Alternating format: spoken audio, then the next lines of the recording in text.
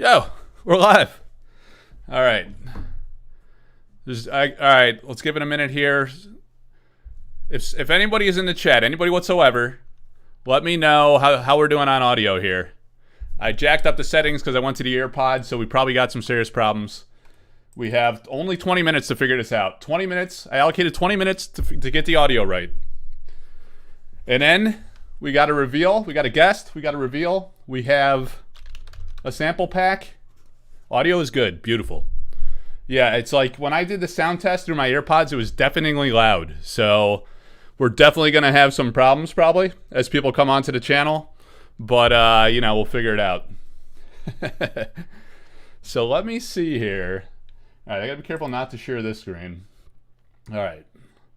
Let's go to the Facebook page. See if this is streaming. Oh, by the way, we got 1080p on the overhead. So we should have better resolution.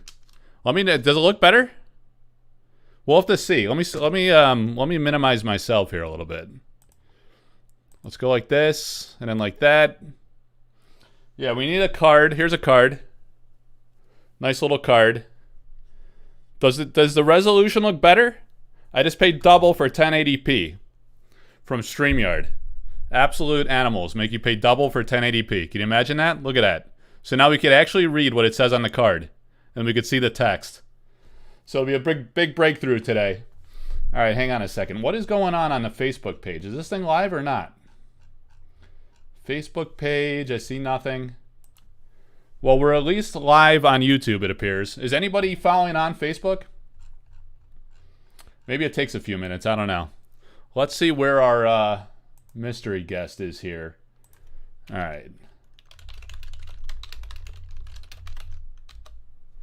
So we got a mystery. It's a 3-stage event. We got a mystery guest. We got a reveal. There's something in this box here. Maybe multiple reveals. And I'll explain what that is in a minute. We got one sample pack today. This is a German sample pack. So, all the European labels, they always have, of course I zoomed out, zoom back in. They always have the front barcode label with the GQSCR04 and the barcode. And the barcode says SCR04. So we got sample pack. And on the back, no label. So a little fingerprint smudge only. Timbo Slice, what's up, man? We got Magister, we got Andy Minnis, Paul Cho, and Magister, I already said. So we got 8 people, 8 whole people so far. It is early for West Coast. So the deal was, I started a little earlier. Sometimes I start at 12 o'clock because we have some people from Europe who like to watch. Looking like a whatnot stream out there. Yeah, so, it's good time for Europeans. It's a little early for West Coast here, United States. Yeah, is it? Yeah, it is. Sorry, I'm talking to somebody. Purple Squish. Gary Chen. What's up, guys? Yeah, our guest didn't know that we had started, so let me give this person a heads up. But yeah, we did the intro. It's a 3-act. We have a guest, we have a reveal, we have this sample pack. It's a German pack. So I bought it from a high-end backer in Germany. And then we will have someone from, who's doing the Courtesan Cup. The Courtesan Cup is a big tournament event. I won't get into it too much. He knows the details, obviously. He's the organizer and coordinator. So we're going to have him pop on. And we might have somebody else. So we were going to have Sophie and Jens originally, and Ted from Ted's Basement. They ended up having a last-minute conflict, unfortunately. So, we're doing breaks pretty much every week with the sample packs. We're going to have one at least probably next weekend on Sunday is what I'm targeting. And that one is already pre-sold, so that one's good to go. And then we'll see after that. But next weekend, we'll see if maybe we can get Ted and Sophie and Jens on too. Let me mute this thing. All right. So while we're waiting for our guest to pop in here, let's see what we got here. So the Dust Code cards. These are some of the Boris cards. Boris Vallejo. So these are the old school fantasy versions. I told the guys on Discord, eBay told me it was delivered. It was not delivered. It actually ended up coming the next day, so it's all good. So Bursting Out is the name of this card. from 1983, cover for Heavy Metal 1984. So that was Heavy Metal magazine. This painting was inspired by the title of the magazine Heavy Metal. So it's number 47 in the, I think it was the series 1. There's multiple series of these Boris fantasy art sets. So these fantasy art sets have a lot of the old legends like, Frazetta, Boris Vallejo, others like that. So it's kind of interesting as Eric dips into the archives and has these like big name legacy celebrity artist types make cameos in different ways. So this card will be a sorcery card for the Dust rewards, I guess, was the teaser. And there's a couple others, a Seagrave and a Brian Smith that are pretty awesome as well. We have the German sample pack, so set that aside for later. This is currently live for auction. I think it's at $1,200 currently. It ends at 8 p.m. Eastern tonight. So on the Sorcery and Contested Realm community Facebook group and the Collector Arthouse Discord, you can go and bid on that. So 8 p.m. Eastern. And then I have one more Elvira card, which will be going live for auction tonight at 8 p.m. Eastern. So when this one ends, a new one will be available. And I'll probably do, I don't know, either 24 or 48 hours on that. It'll go starting 8 p.m. tonight. I'll probably do 48 hours because I have a pretty busy day tomorrow. I want to make sure I don't mess up the close. So that'll go till Monday night. And then I just got a bunch of new Elvira Pawlikowska cards in, artist proofs. And there's some special ones, some high demand ones that people have been asking about a lot. So probably auction a few of those this week as well. And a lot of those are available for direct sale. Just join the Collector Arthouse Discord in the description or the Facebook SCR Artist Proof and Altars group. All right, let's get into this box. So some of you guys sent this box. I guess, like, what was the story here? A few of you guys collaborated to send me this package. So this is not the primary reveal, but it is a reveal of sorts. So I don't know what this is. They just said, like, hey, make sure you open this on the stream, not sooner, or you're going to get a massive stab wound. There were definitely death threats involved.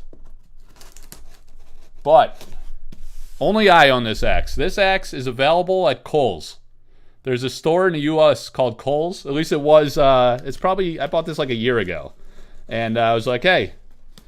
I said to the wife, I was like, hey, look at this multi-axe tool. It's actually like, it's got like knives and stuff. It's like one of those utility knives. You know, what is this, like a can opener or something? I'm gonna break my delicate fingernails, which I trim for every episode, by the way. Remember, always trim the nails and the neck beard. Never show up on stream with long nails. So you got the Protocol axe tool, which has everything you could ever need for a break or otherwise. So in this box, I don't want to dull the blade because I'm definitely going to need that for the Mega Glued sample pack. So we got that baby. Well, that opens no problem. Go figure. Big ass box like this opens no problem. What in the world is this? This is like... this is some high-class packaging, guys. It's incredible. All right. That's a nice box, too. I could repurpose that box. There's a heavy-duty-ass box. Look at this freaking amazing box. The outer box was nice. I'm making a mess of myself, though. All right. Look at this slick freaking box. Hey-o! What in the world is this? All right, let's see. What is the brand? Ecumenic Organic Pure Premium Maple Syrup for the maple packs. As the maple producer and owner of Ecumenic Maple Farm, I wish the sweet and velvety taste of Jesus, how many times I got to say this word? Ecumenic Maple Syrup will transport you to a Canadian springtime sugar cabin. Teleporting right to the cabin, nestled in the beautiful boreal forest. From Martin Malenfant. Nice. Ecumenic.com. How's that for a promo ad? Look at that. Look at this from Martin. Martin up in Canada. Land of sweet maple syrup. Is this the reveal I've been hyping up all week? No, it's not. It's not the reveal. It is a reveal of sorts. So what the hell do we have here? This is insane.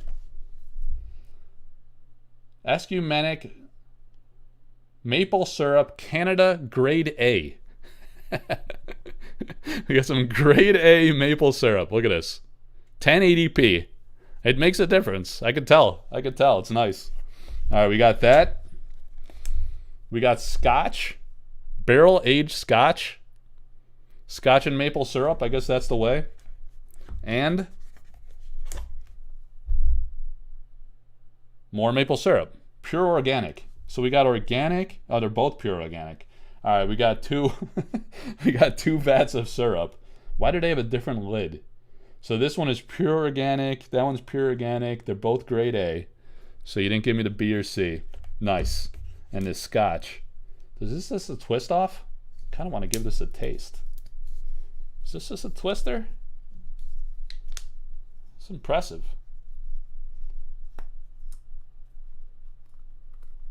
All right, let's see if we got a top seal on this thing. Are you allowed to drink on YouTube? What's going to happen here? Is the channel going to self-destruct? Oh, Jesus. I can't mess up my surface. Not bad. Holy shit. Dude, that's the syrup, man. Is this, what is this? It's Scotch barrel aged. So it's apple, are you telling me it's, apparently it's maple syrup. I just straight up took a swig of maple syrup. I thought it was Scotch. It's maple syrup from a Scotch barrel. No liquids near the cards. I missed the opening. Mike, that is a thank you for all the work that you do. I'll post a list of everybody who helped to make this Smaple a reality. Thanks, guys. Whoever was involved in that, I appreciate it. All right, we got our guest popping in. Man, I feel, I just had like a record amount. Hang on a second. My hands are a little sticky. Hang on.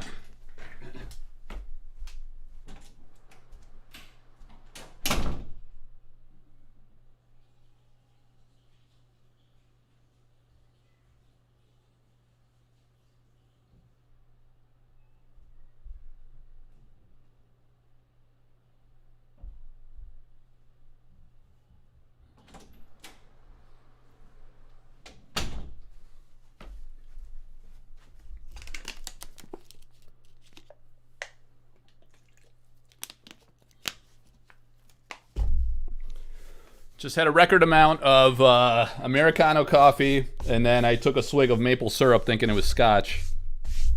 And it was sweet as hell. And tasty. Scotch barreled. All right, we have our guest backstage. Let's see if this works. Hey, man. Can you hear me? Yes. Hey, Mike. How are you? Got to. What's up, man? Great to see you. Hang on. Let me try to do something here so I could actually see you. Here we go. Yeah, how you been?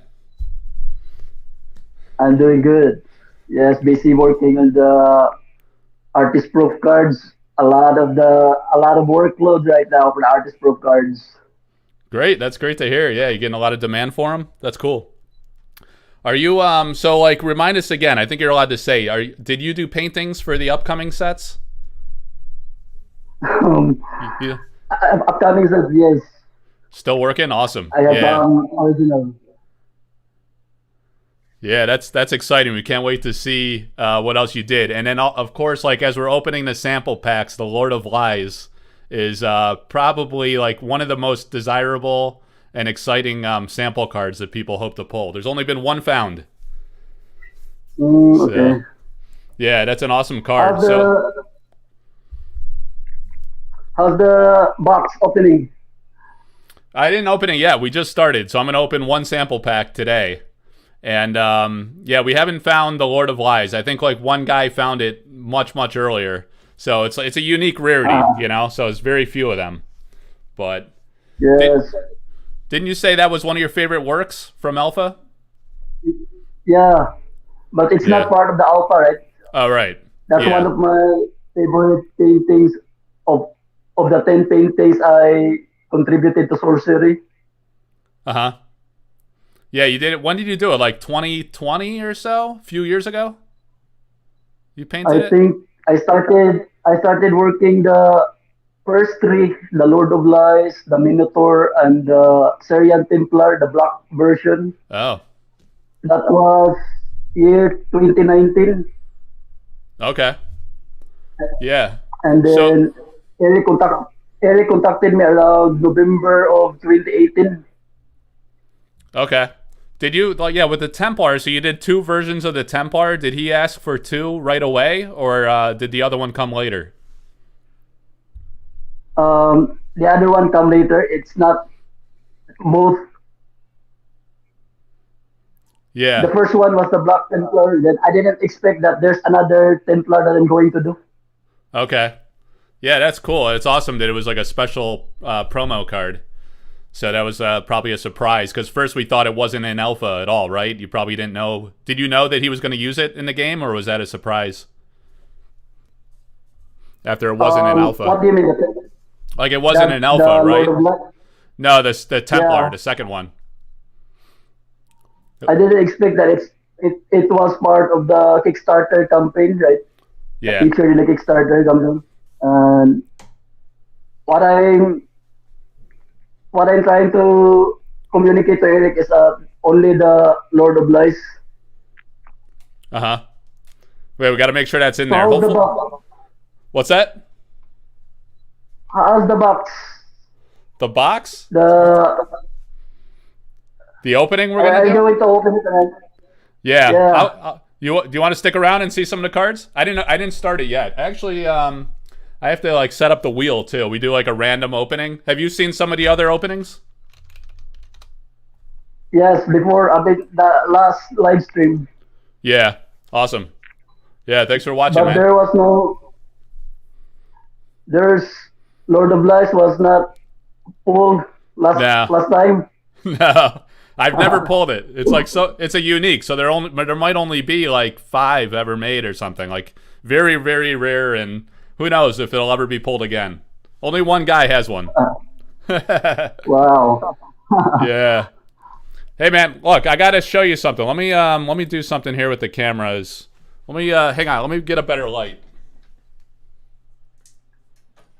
Yeah, so like all your paintings, Eric bought like all your paintings, right? Pretty much from Alpha. He Yes, owns them all. yes. All of the Yeah. Alpha are in Eric's hands. Yeah. Yeah, so hopefully like we'll be able to get some from Arthurian Legends. I did a reveal earlier, you missed it. I gotta put the here, let me see. I don't have to put the overhead cam on. Let me see. Hang on 1 second. I gotta show you something. Okay.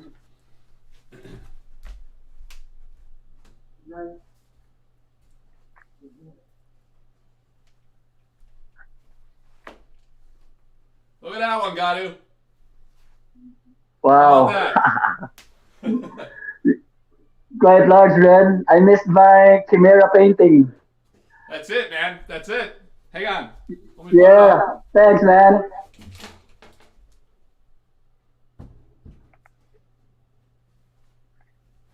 Gotta make sure it doesn't fall.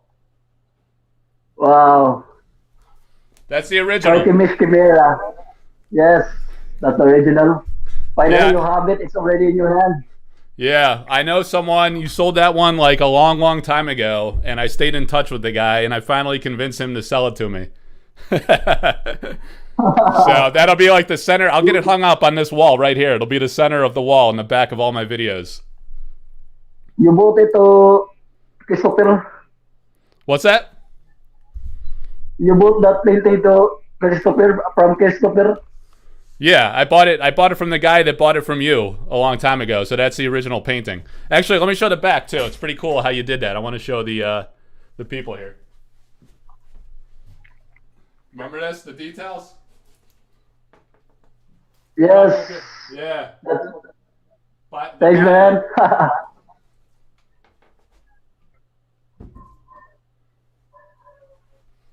Yeah, it's a beautiful, beautiful painting.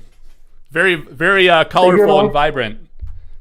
Yeah, I was super excited. I always wanted to have like a really big, massive painting, so I was like super excited to have an opportunity to get that one. All right. Yeah, So awesome. many Alpha. There are so many Alpha Sorcery paintings are now in your hands, man. Yeah, I got a bunch. Yeah, for sure. This might be the last one for a while. It was hard to get, but yeah, it's cool because Eric owns all of them except that one. So I'm the only person besides Eric that has one from one of your alpha ones, at least. Yes, that's correct. Did you see that? So I posted like on the Facebook group like the massive crate it had to be shipped in. I know you had to like. I saw like your pictures where you stacked them all and you had to send it on a plane to Eric, right, in New Zealand. Yeah. So this one we had to like get this company to build a crate to package it appropriately, and then they shipped it from this guy down in Texas. So it was like it was a big project, and then I had to take this hammer and I actually cut my wrist a little bit trying to open it up. It was funny. Yes. But The crate is required. yeah, I was so excited to see it in person. Beautiful work. Thank you so much, Mike. Yeah. So what, like like all your art has this kind of like, is there some kind of like cultural element to it from where you are in the Philippines? Like, does that influence your style? For the Chimera, the environment and the background setting is just my imagination, personal imagination, interpretation of. I want something that the background of each of my alpha paintings are different among the other. So Okay. it's it's a personal imagination. It's not based in reality or in a particular place here in my city. Mm-hmm. Yeah. It's awesome, man. It's a great idea. And I love like the soldiers. I'm kind of blocking it, but yeah, the soldiers at the bottom. I'll take some good pictures and I'll post it on the Facebook group later. But like the blue colors Alright. and the orange, or the like the yellowish orange of the Chimera, it looks so nice in the sky. Incredible. Love it. Thank you So so much, Rick. when you do like for Arthurian Legends and like the other sets, are you gonna paint big like this too, or are you gonna do different sizes now? I think it's still the same because I prepared the same canvas right now. Okay. The canvas that I prepared right now are still the same for the alpha paintings. Okay. Awesome. That's exciting. Yeah, it's crazy big. Like it's really hard to tell in pictures. I was surprised how big it is. When I post the pictures later, it'll show like relative to me. You see? It's huge. Yes. Massive. Yeah, I think it's like 3 feet by 4 feet tall, probably. I have a picture. Yes, I'll send correct. you later. I took a picture with my 2 little kids, 5-year-old and 9-year-old, standing next to it, and it's tall. It's like taller than they are. It's funny. All right. Beautiful work. Yeah, man. So is it Thanks, like man. what is it like almost midnight there? 11:30 p.m. in Philippines? I think yeah, it's already 12 in the midnight, and Oh, okay. this is the good time because last time that was morning together with Tony. Yep. The sound of the rooster was so annoying. Yeah, that was funny. No, everybody loved that. Are you at home or are you at your mom's house today? Mom's house. Oh, okay. The lighting's good. You look good. Okay, thanks, Yeah. man. Yeah, so we'll open the pack. Do you want to mention anything else you have going on? So if people want artist proofs, they can just send you a message on Facebook or email, or how do they reach you for an artist proof card? I think for the artist proof card, I think it could on my email address or Facebook or Instagram. These are the top 3 most active social media accounts. Okay. Yeah, I see you on Facebook a lot. Instagram, I'm trying to use more. I was never big into Instagram, but it's great for art. I find a lot of new artists on there. So yeah, it's Yes. exciting to hear. You got more massive paintings coming for these future sets. Can't wait. All right, thank It's you, hard, Mike. hard to ship though. Very hard to package and ship. Yes, But it gets expensive because usually the courier service required it to have a crate. They will Yeah. not accept the package if there's no crate. yep. Yeah. I had to use like a special company, and the shipping was probably like cost more than I paid for some paintings early on. It was very expensive to ship, but hey, it's worth it, man. Yeah, It's so dude. awesome. It's gonna be the centerpiece of my wall. It'll be great. Thank you Yeah. so much, Mike. Yeah, very proud to own that one, man. It's been a long time waiting. So, all right, let me get the... Let me see. I'm going to go to the overhead. Do you want to hang out a little bit for the pack opening, or do you got to run? You just want to watch behind the scenes? I think I just watch behind the scenes. Okay. Well, thanks for coming on, man. I wanted to show you in person the painting, the big reveal. So it's great talking to you. Yeah, it's always great catching up, man. All right. Thank you, Mike, for the time and for showing the painting. I missed that one, man. Yeah, I know. Well, it's in good hands. I will definitely cherish it. So, all right. Thanks, man. Have a good night. Thank you, Mike. Take care, buddy. Good night. Bye. See ya. All right, guys. Well, I think one guy in Discord guessed what that would be. One guy. The other ones thought it might be the crates. The crates are still coming. I mean, the cases for the alpha containers. So what we got to do here, guys, is get refocused. Gadu was our good luck charm. Some people are saying in chat that now we finally pull the Lord of Lies. We'll see. That would be freaking epic. But the odds of that are like extremely impossible. But then again, the odds of us pulling the freaking time stop last week, for one, we didn't even know it existed. I didn't prep the wheels, guys. I'm a jackass moron. Yeah, the Smaple. The Smaple, I could have sworn that was Scotch. When I took a swig of that, I was very surprised to find that was not Scotch. So I was already a bit stimmed out, and now I've got some wicked sugar taste on the tongue. The only thing I'm lacking is pancakes. I already ate pancakes this morning, so maybe tomorrow I'll have some Smaple cakes. All right, so this is what we're doing. We're loading up the board, the wheel. I knew I was forgetting something. I rarely have the wheel prepared lately. So Scaravet had 3, right? 3 for him. Here we go. Watch this one, guys. Draco, the Silly D. So the guy adds, what was it? Draco to Dragon or something like that. He had Silly Dragon. I couldn't fit it all on my label maker, so it becomes Draco, the Silly D. We got Ryan Anderson for 2. All right, a little copy-paste action there. Brian has 2. Nice civilized Discord name from Brian. Papa Smurf for 1. Gambit 11 is 2. Gambit 11. R. Koenig for 1. All right, 15 names shuffled up. Let me catch up on chat. What do we got going on here? Did he miss the opening, says Kevmo. Kevmo, man. Always wakes up with drool all over his eyebrows and is like, where am I? What did I miss? What did I pull? What did I miss? All we did was screw around for 28 minutes. Actually, you know what? Let me take my AirPods off. It's kind of a... There's no reason for these AirPods. All right. How is the audio? We still good on audio? Let me know if we're still good on audio. I'm charging the AirPods because we're going to have more guests later after the break. I was going to... All right, hang on a second here, guys. I'm assuming audio is good, so I'm just going to keep talking. Big shout out to Kevmo, CFH, Cosmic Seeds, R. Koenig, Magister, Coramore, Mitch UND, and Eric that helped bring the sample to Break 14. And by sample, I assume you mean Smaple. So thank you guys. Thank you guys for that generous gesture of Scotch barrel-aged Smaple. Soon as it touched the lips, I knew it was a mistake. I was like, that is not Scotch at all. Sounds good. Marcellus Wesley. What a stud profile picture you have, man. Marcellus, nicely done. Very professional. Very happy-looking guy. All right, so let me catch up on the chat.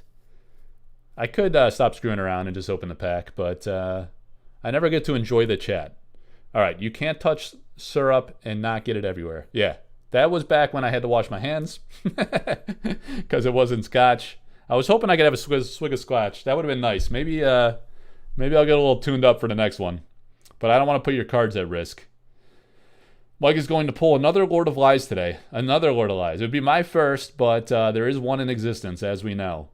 That would be so crazy if he pulled that today, like when he pulled Death Dealer while interviewing Brian Smith. You're right, man. Guys, we've had some sick moments on the channel We did pull the Death Dealer with Brian Smith to reveal that card, and Brian showed us the original painting. It was absolutely insane.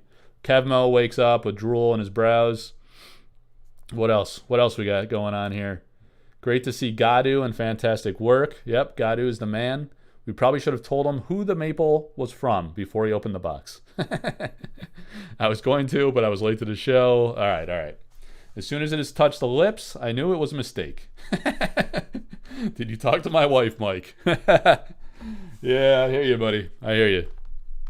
I am operating at risk with all these streams and abandoning the family for 2 to 3 hours, literally every weekend.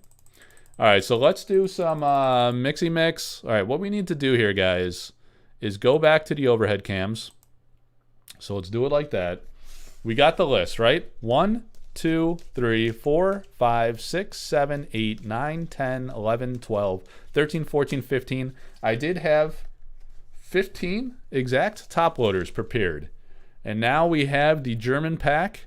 Some guys held out for this one. They said, I want to do Germany only. So we shimmy the cards down. The struggle is always real as we open these. We shimmy them down so there's no damage. We try to open it naturally, when in reality all we do is crease the hell out of the pack, and then we do like a walk of shame of sorts over to the Axe utility tool and say this is too much for any one mortal man. So we used a tear strip. I swear I'm going to get more efficient at this with this in time. This is only sample pack break 14. You know, to be fair, I've only had 13 prior opportunities to get this right. By some miracle, I actually opened some without the knife tool. I'm like a dentist with this thing. Look at this. Look at the technique. You got to hold it like a chopstick. You know, you put the blade in the palm of the hand like so. You curl the fingers so you have full control of the blade. And then you insert into the lo mein, because you don't want to skim a piece of chicken because it just won't taste the same, you know? You catch it on the lip of any single lo mein. You give it a little slit, and then this is where you pay the price for having well-groomed fingernails. You have no leverage whatsoever. You're incredibly stimmed out, so you're shaking a little bit. And somehow, you have to work the magic to protect the pristinity of the pack, just in case you want to frame empty packs like a jackass moron. That is basically the science of pack opening. Dude, be careful. I'm a professional, Marcellus. Don't worry. I am a professional sample pack opener. Speaking of which, I am in need of more packs. So, if you absolute savages would stop paying any price whatsoever on the eBays of the world and other shitty sites, that would be tremendously helpful. Then I wouldn't have to raise prices for the breaks, and I could acquire more packs, and we could do more breaks. But sadly, a day will come someday where there'll be no more packs to open. But until that day, I would like to be the one to open every single one. So we'll continue to go. I think, like I said, pack 15 is already pre-sold. There were some guys that actually oversubscribed. There was basically a frenzy to get into the packs, and so I have a wait list for 16, but I have not declared pricing for 16 because acquisition costs are getting obscene. German pack. And I might have to adjust a little bit. I did actually adjust a little bit for the last one. So we'll see where we're at for 16. So next weekend is 15.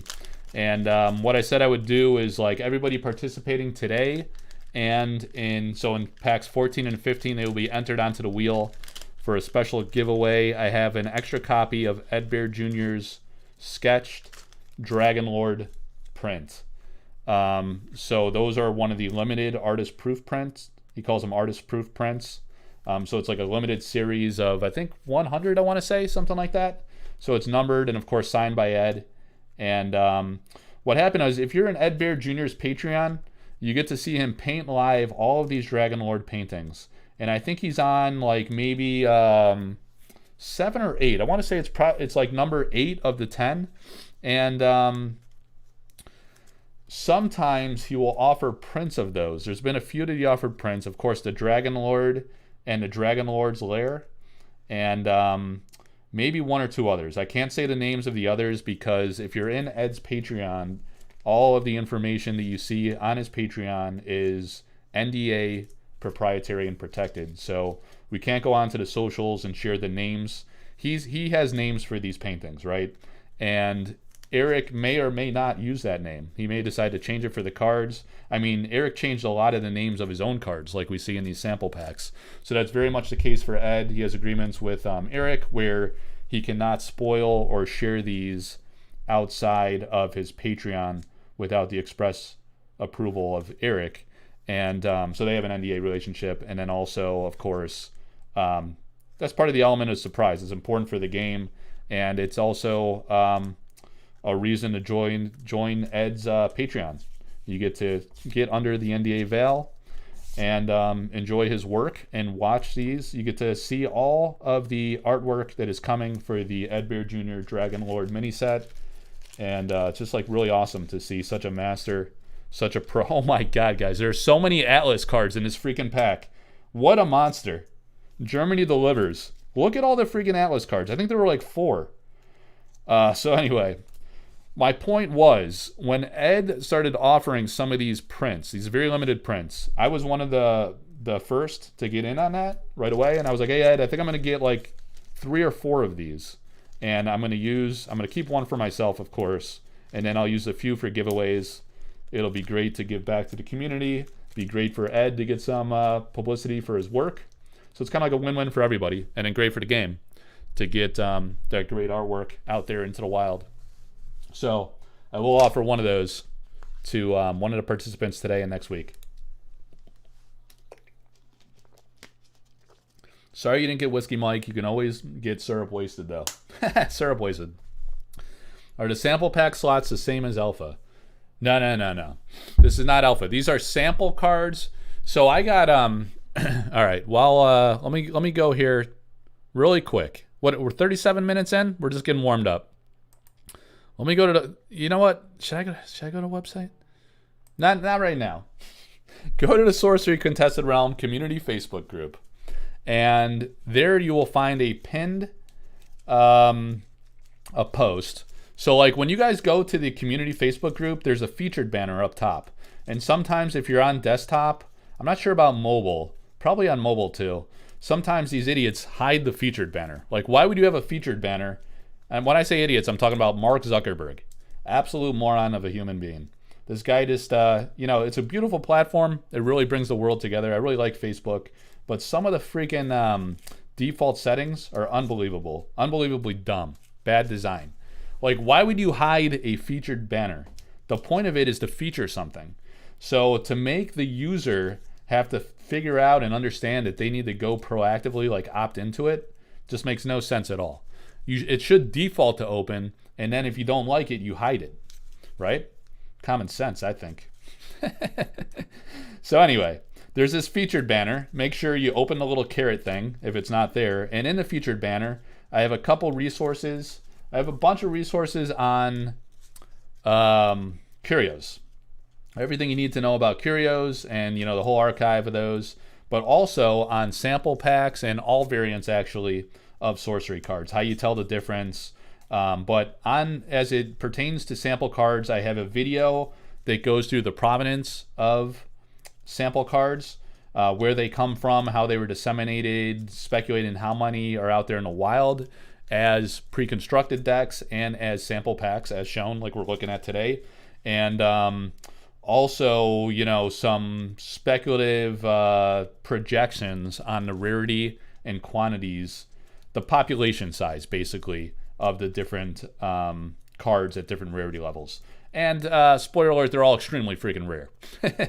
So, there's not a lot of them. So they're all precious. They're all unique and special, and they're pretty damn valuable. A lot of these have been selling for 4 figures. I'm going to have a mind-blowing reveal. Again, just like this one was absolutely mind-blowing and is larger than my massive head on camera. There is going to be something I'm going to post in the Sorcery Contested Realm Facebook group later this week. And yes, I'll post it in Collector Arthouse Discord as well. But there was quite a large sale of quite a unique and special sample card. And I won't say, there was some people that laughed at some of my early auctions and the prices that they sold for. They thought it was funny. They said things like, look at these idiots buying these cards. All things that go up must go down. However, there was a record sale of one of these cards that was already an enormous sale. So it's not the record, but it is certainly the second highest valued sample card ever sold. And it's an extremely rare, extremely godly card. And it was a 5-figure sale. I won't say the specific amount because it was a private deal that I helped broker.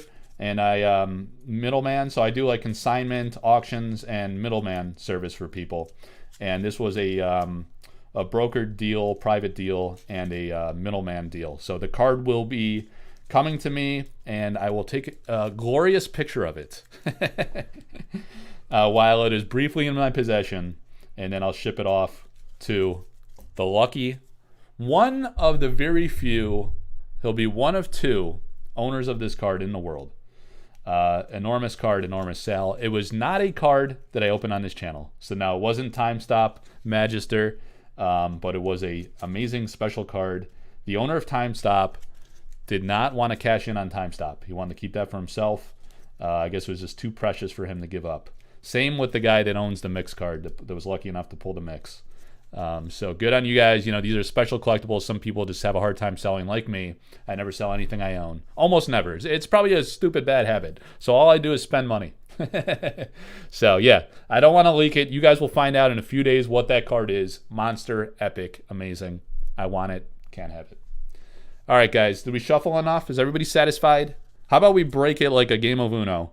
Do people break in Uno? Maybe more so poker or something. This is like a multi-stage break because I jacked it up. Couldn't even break it. We'll do a top and a bottom.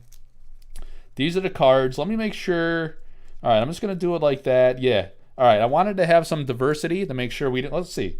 1, 2, 3, 4 Atlas cards, and they're in different slots here, right? So we're gonna have some variety as we break into this. Silly Draco. What is it? Draco the Silly D.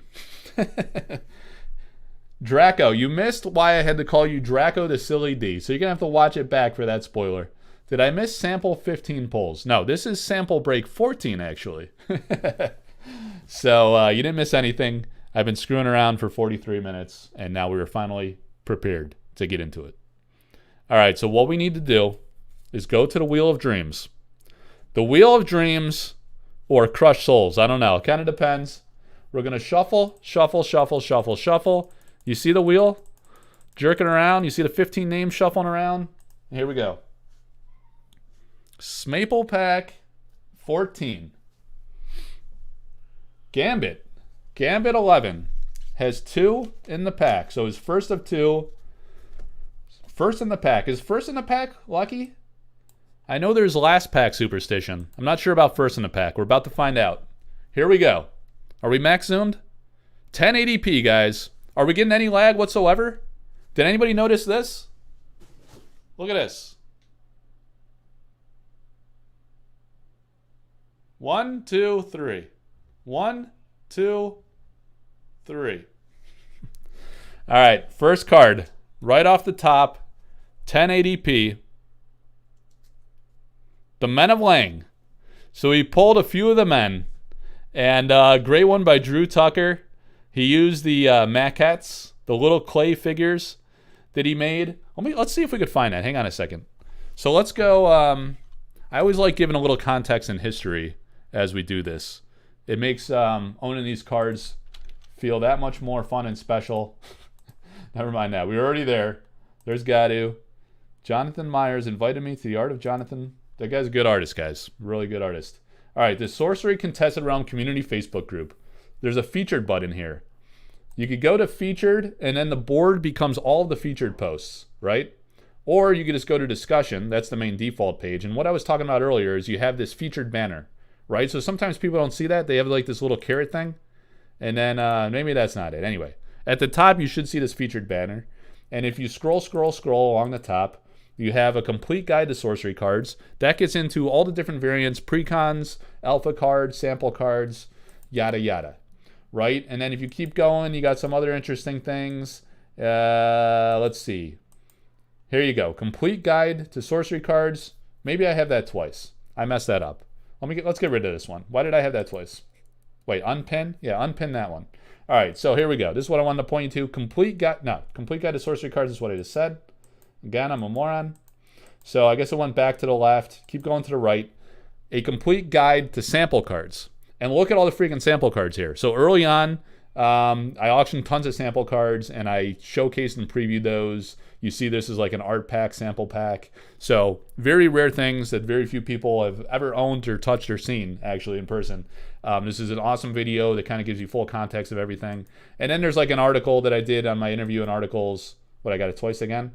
Anyway, I'm off on a wild tangent there. So you got that. But what we wanted to talk about was the Men of Lang. And let's see, let's do a search for men. I searched for Men Lang. Let's actually type in Men of Lang. Because I think I shared this before of the maquettes that Drew Tucker did. There we go. Happy Father's Day to all the Men of Lang. This is the original painting from Drew Tucker of Men of Lang. Awesome artwork. Look at that. The skinny little legs of the men that skip legs day. The men that skip legs day. Men of Lang. Oh, Library of Lang. All right, so we got a comparison. Maybe a throwback of sorts. Do I have the picture of the maquettes? Here you go, guys. Look at that. Look at that laser sharp memory from almost 1 year ago, February 10th, 2022. One of the pesky little Men of Lang, in this case his reference model, almost slipped away from Drew's studio.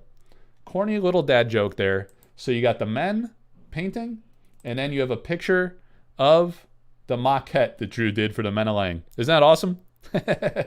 So he did this little like clay mannequin structure, and that's how he experimented and created his own kind of reference model for what became known as the Men of Lang. So very cool. What we need to do is go to the Collector Arthouse website and Sorcery Cards, Drew Tucker, Men of Lang, and let's take a look at how this compares to Alpha. So if we do one of these, and one of these, there we go. All right, so we have the sample card that Gambit 11 just pulled in 1080p, glorious definition. Look, you could actually read these cards now, guys. Why did I not just pay double from the get-go? It's so much better. Ordinary Mortal Beast, Bleeding in Discord. Bleeding in Discord. So Simon used this for an announcement recently. It was kind of a play on words with Discord, I think. Someone posted that in Collector Arthouse Discord recently and was like, what did Simon mean by that? By his Men of Lang? Is there something we should read into that? And I was like, it's just the bleeding in Discord, I think, that he was playing with. Whenever these men deal damage directly to an avatar, that player discards a card at random. So forced discard is pretty powerful and annoying, these little pesky men. Whenever Men of Lang strike an avatar, that avatar discards a card at random. Wow, so this used to be, okay, yeah, deal damage directly at an avatar, that player discards a card at random. All right, so they used to be called Mortal Beasts, Ordinary Mortal Beasts. Now it's just Ordinary Beasts. 2 to cast, 2 power.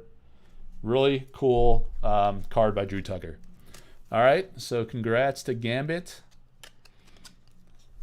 Where's Randy Orton? That's right. I was supposed to be savagely attacked by Randy Orton, wasn't I? A little inside joke from the Collector Arthouse Discord. All right, back to the wheel. Card number 2, Wheel of Names. 14 names left. Spinny spin. Just checking the old phone. Gambit again? 2 for 2? Oh my god, you got the first 2 cards. All right. So he gets to check out early, put himself out of his misery. The rest of us are stuck here for hours, if not days. We'll kind of play it by ear, see how it goes. See what we can get away with. All right. So the keyboard's... I don't think I'm going to need the keyboard. The keyboard's super annoying. All right, guys. Card number 2. Right off the top. Focus. Peregrine Apparition. So one of the very few... It's an exceptional. All right, so that's a nice hit. The exceptionals are super underrated as sample cards. They are extremely rare, extremely low pop. The Peregrine Apparition. Why isn't the resolution better on this? Airborne? Is this actually casting in 1080p? Is this 1080p? What's going on here? Let me check my settings. It says it is. No, wait. Wait a minute. Am I a moron? So this one... Let me, maybe my webcam is 1080p. I don't even care about that one. Camera, audio, camera. Do I need...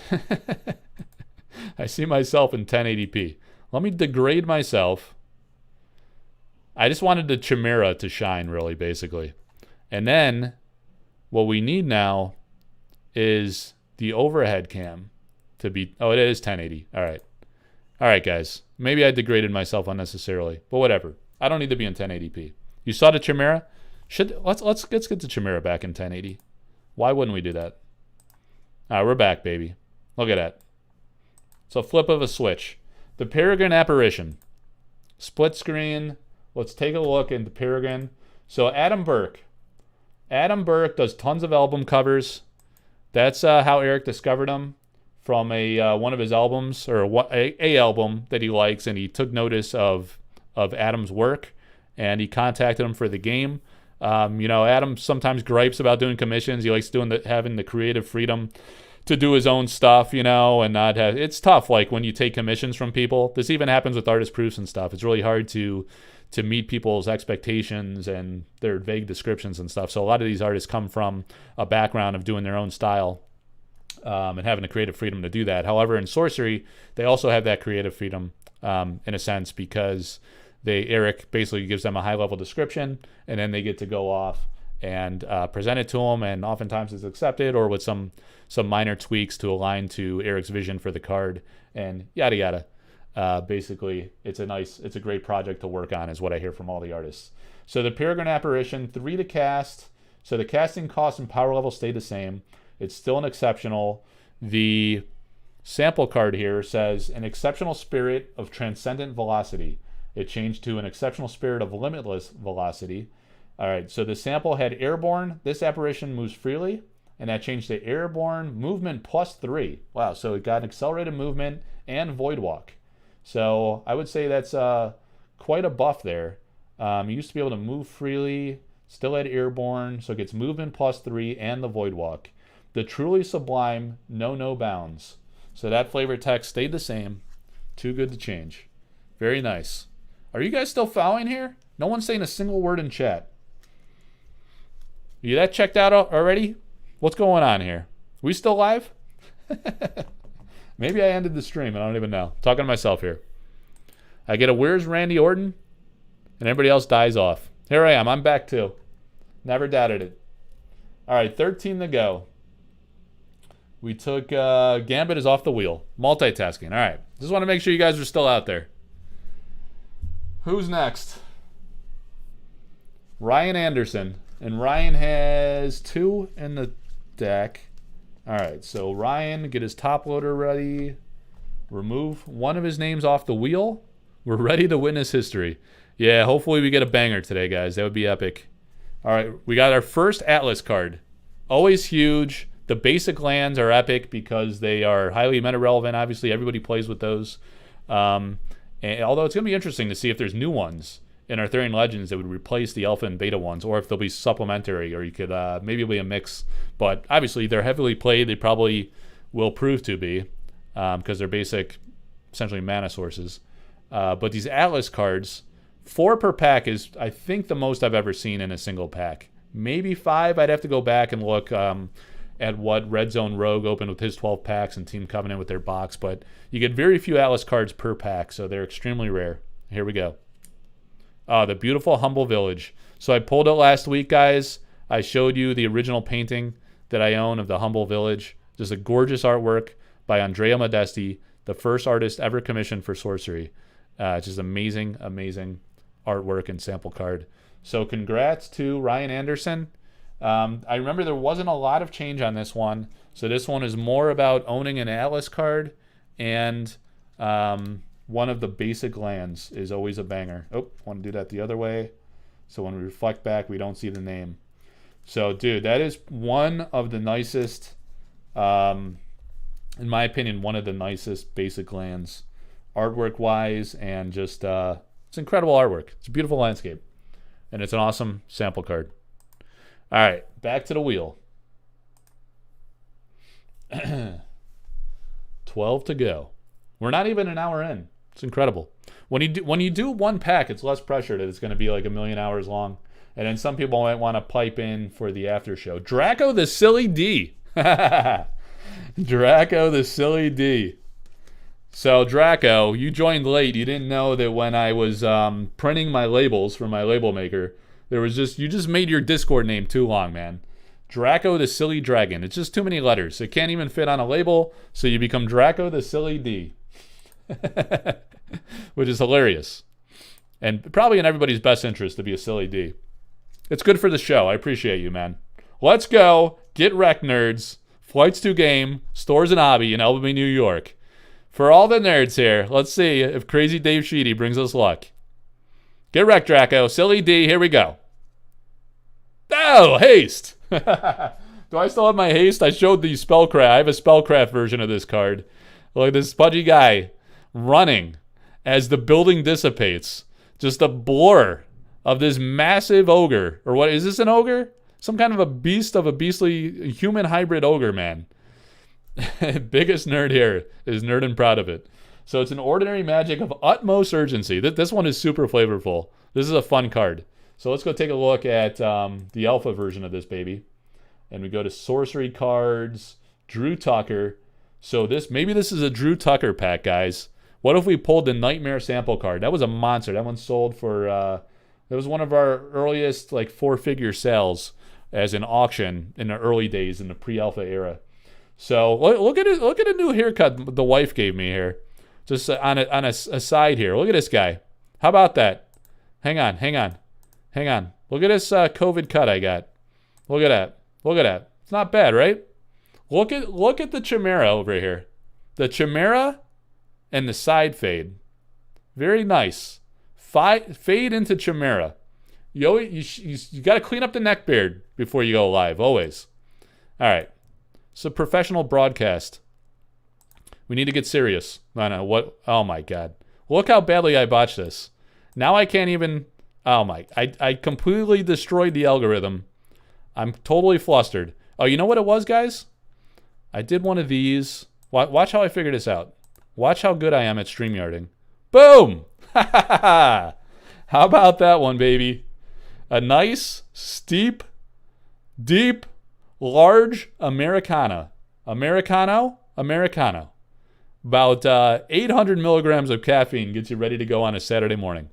All right, haste became mad dash. You see it there? Probably not. It's blurry as a mofo, but who cares? We see the sample card loud and proud. So 1 to cast, 2 to cast an alpha, ordinary magic of utmost urgency. So that stayed the same. Great type line text. What it used to say is, look how I slit my wrist here accidentally.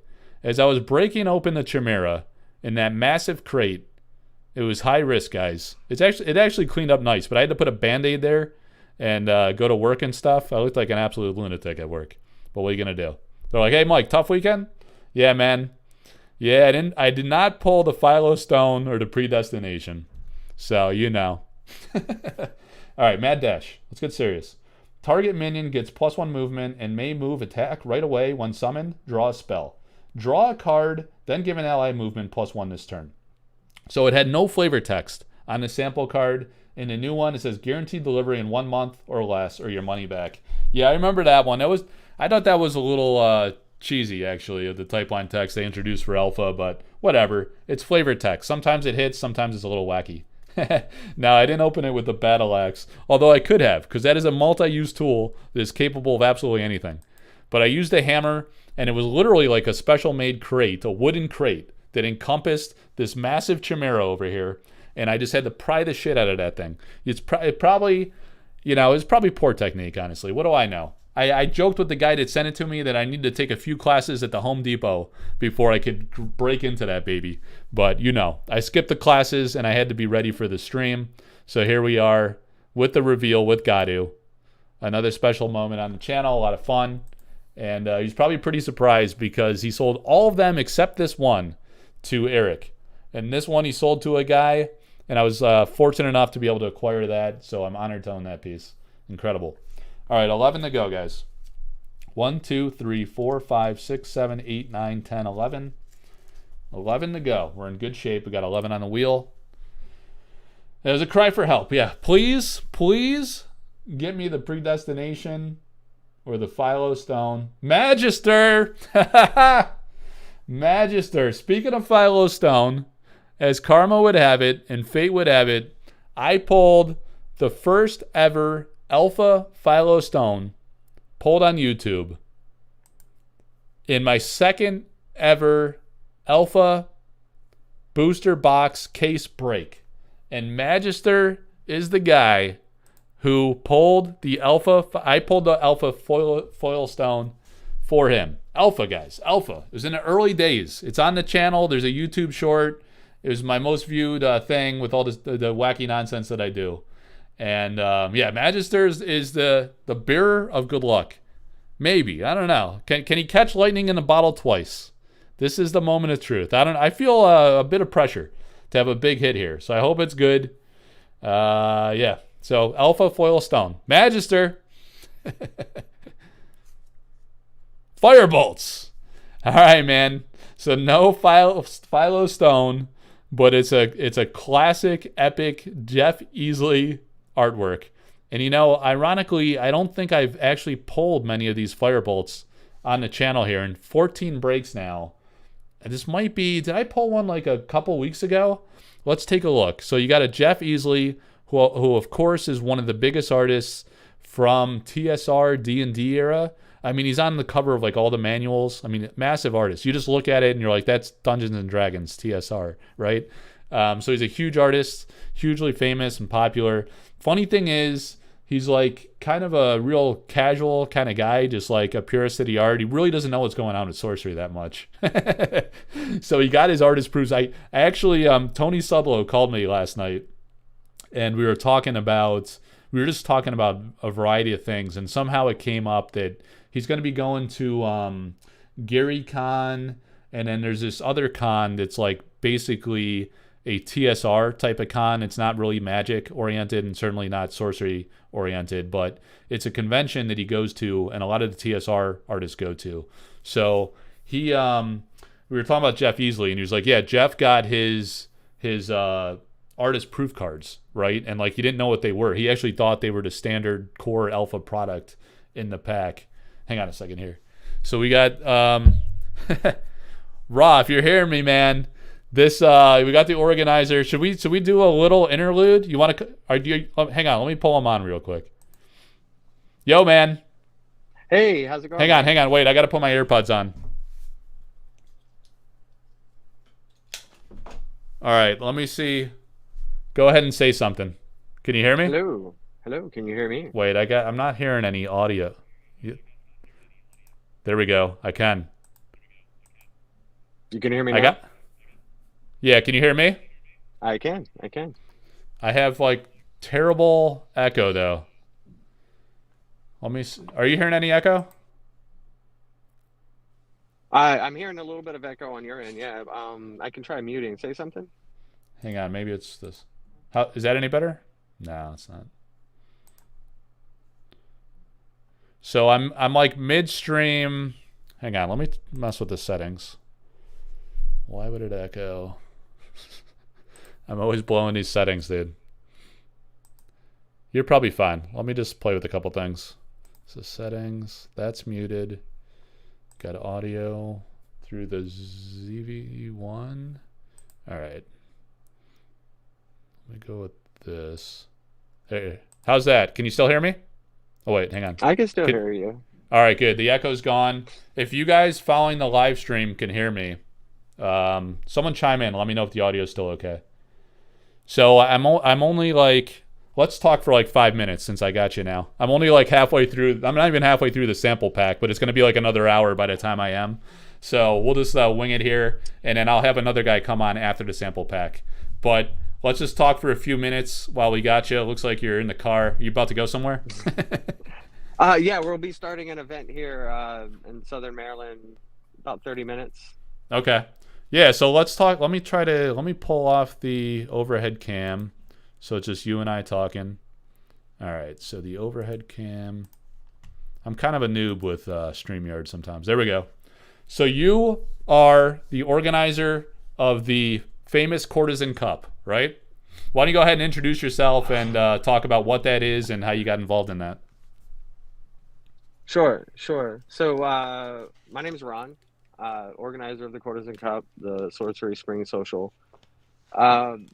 This is really just kind of a dream of like seeing this game, this really awesome game, come to life at Gen Con, wanting to just be part of it, and then seeing the local community here in Baltimore and in the Maryland area just be growing, and the interest of the game just grow. I wanted to just be able to offer players an ability to have some fun, right, and provide a fun environment for these things to exist, right? And I know a lot of players want things to work towards, and a good tournament would be something like that, right? Yeah. So how does it yeah, that's awesome, by the way. Thanks for doing that. Like, this is, I know there was like a tournament that Jesse's doing down in Australia, and then there's one on the West Coast that they're calling Sorcery Con, and that seems to be pretty successful. They sold a lot, and yours is like one of those big three, I would say, right? One of the first big tournaments of sorcery. So good on you for pulling that off. And how's it going with qualifiers and then sales for the main event? So we haven't actually started selling tickets for the spring social yet. I'm actually working a lot of the details right now behind the scenes to secure the venue, hopefully arrange some artists, some vendors, and just really kind of create this really nice experience for the spring social. The qualifiers are coming along really well. I mean, I was quite shocked when Baltimore qualifier sold out. Oh, you what? Real quick, the Spring Social is the main event in Baltimore? That's the name of it? Or is that different? That's the event I'm running in June, right? Where all these qualifiers, the Courtesan Cup, all of these things are building up into the June event, right? Which will host the Courtesan Cup, hopefully have some artists. In fact, I'm hoping that I can get you to come and be able to vend and that'd be offer cool. some artist proofs to the players. But the qualifying events have been working out pretty well. I think the one in West Virginia is almost full. Mm-hmm. We will hopefully have the details for the Florida qualifier next week. And then we have a New England qualifier that will be announced very soon to give players up in the Northeast a chance to participate as well. Right. Nice. And then I think in February, we'll be announcing some single qualifiers throughout the areas so that, players can get some last chance opportunities. Awesome. Yeah. So I guess that was the source of my confusion. So the event itself is called the Spring Social.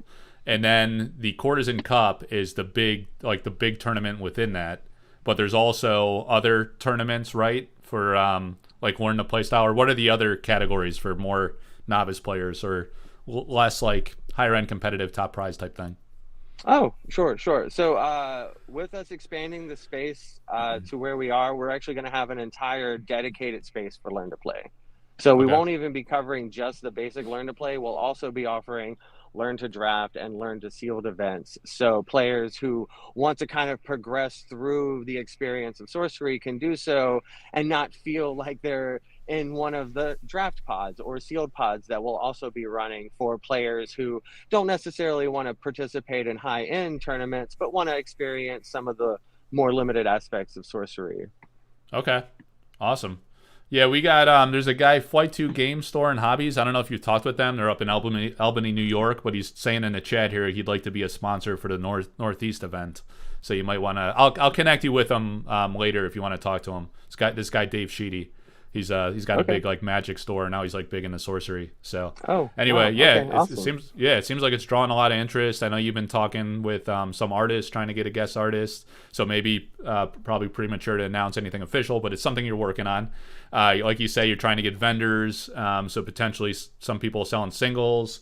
It's like an hour and a half away from me, so I might make an appearance there and try to bring some sample cards from a few of or not sample cards. I'm opening sample cards today, but artist proof cards that have sketches or paintings on the back, and just like to experience it. Because I played the game one time. I got 3 little kids, but if I can break away for a full day or two to actually play, that would be pretty fun. I'd probably be in the learn to play category because I've only learned to play one time. But it would be fun just to casually play too and mess around a little bit. So yeah, so the qualifiers, you got like 2 Fluent. Lewis is doing his thing in Florida, right? Then you got Louis doing his in West Virginia, and then there's one in this local Maryland area, is it, or Virginia? Where's the other one? The first one in February is in Baltimore. We're hosting it at No Land Beyond. Okay, No Land Beyond in Baltimore. And then the Northeast is New England, so that's not announced yet. You're going to announce where that is pretty soon. We'll be announcing it pretty soon. Yeah, just want to make sure some of the details are hammered out before, anyone's kind of looking to them for answers, right? We want to make sure they have their answers. Yeah. And then up in, so the main event in Baltimore, you're looking at trying to get a few hundred people potentially? Right now, we're looking for a space around 400 people. And that's not including the 48 invitees, right? So just to touch on that point, any of the people who are qualifying through these qualifiers are getting free entry into the spring social, right? So as we grow it, we'll have to have a level of entry into the event. We don't know what that looks like yet. We're still working with the venue to work out the details and get to the contract stage. And at that stage, I'll know, and I'll probably start selling some early access kind of discounted tickets to just help build up some more interest in the spring events. So yeah, awesome. I should have put a banner on here. Hang on a second, so people know what we're talking about. If just because it's streaming on my Facebook group too. Here we go. Let's see if we get this loaded up. See if I actually pull this off and figure out how to StreamYard. Boom, talking Courtesan Cup. So. All right, let me see. Does anybody in the chat have comments about this? So you got to qualify to be in the Courtesan Cup, which is the most competitive, like higher end tournament aspect of it. But there's like a entry level. There's learn to play, which is a side thing, and then are there other tournaments that are like draft style or constructed outside of the Courtesan Cup qualify eligible one? Yes. So we plan to have at least 3 draft pod tables, 1 sealed pod table, meaning a set for 8 players to be able to constantly be going as they fill up to be able to fire off. We also plan to have some dedicated multiplayer, right? One of the things I'd like to experiment with this event is the idea of some level of organized play for the multiplayer.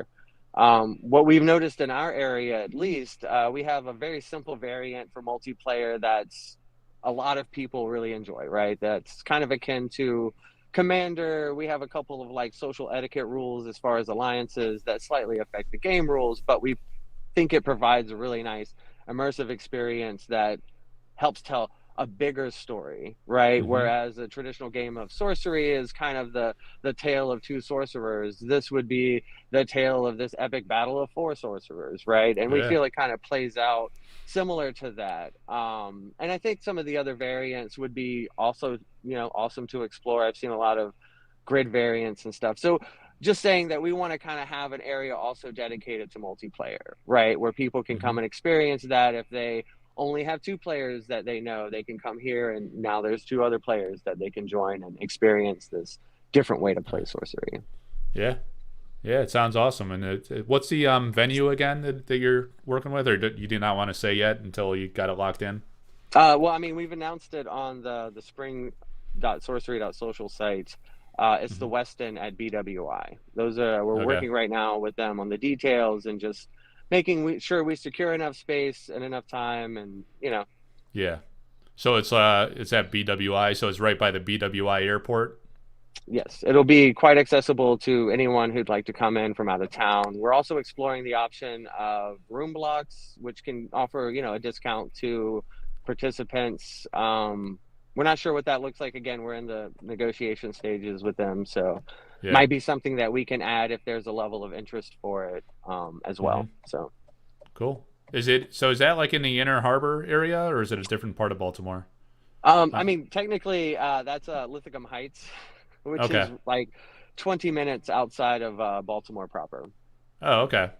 Yeah, that's good. I'm most familiar with Inner Harbor. I go there for Ravens games every once in a blue moon or whatever, Orioles.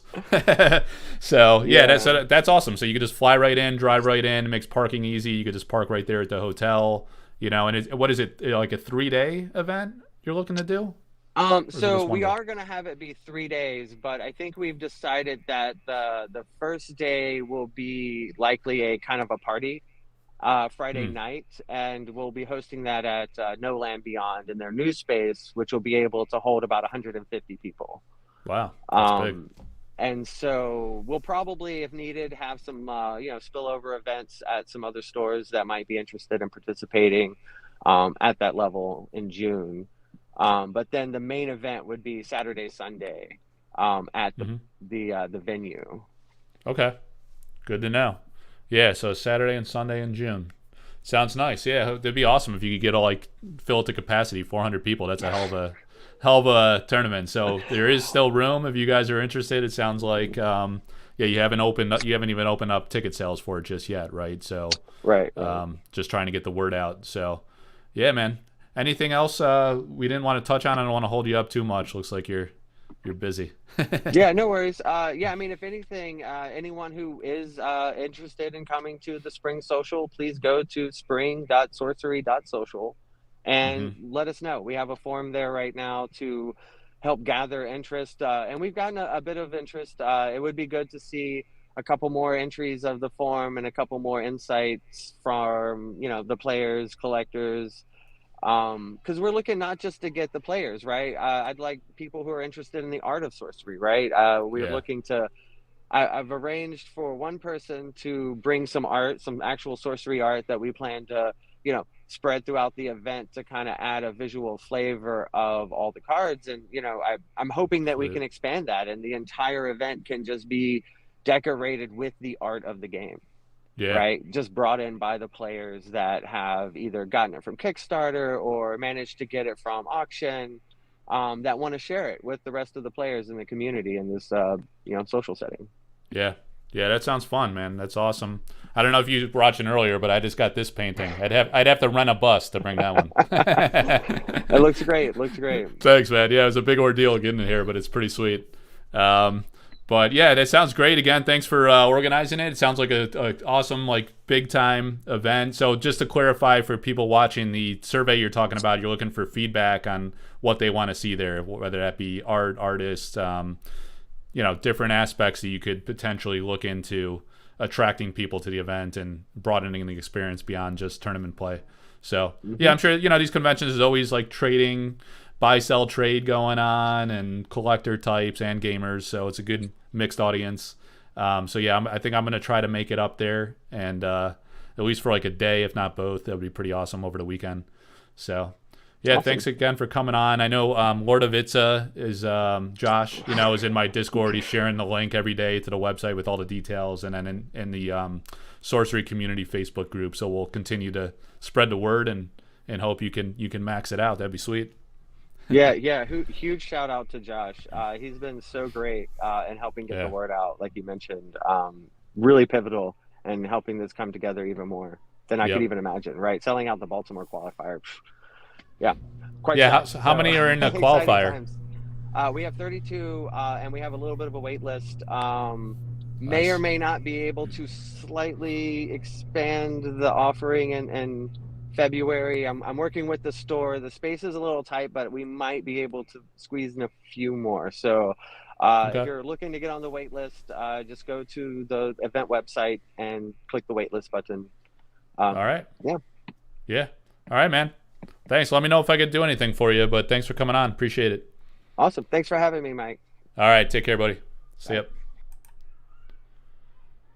All right, guys.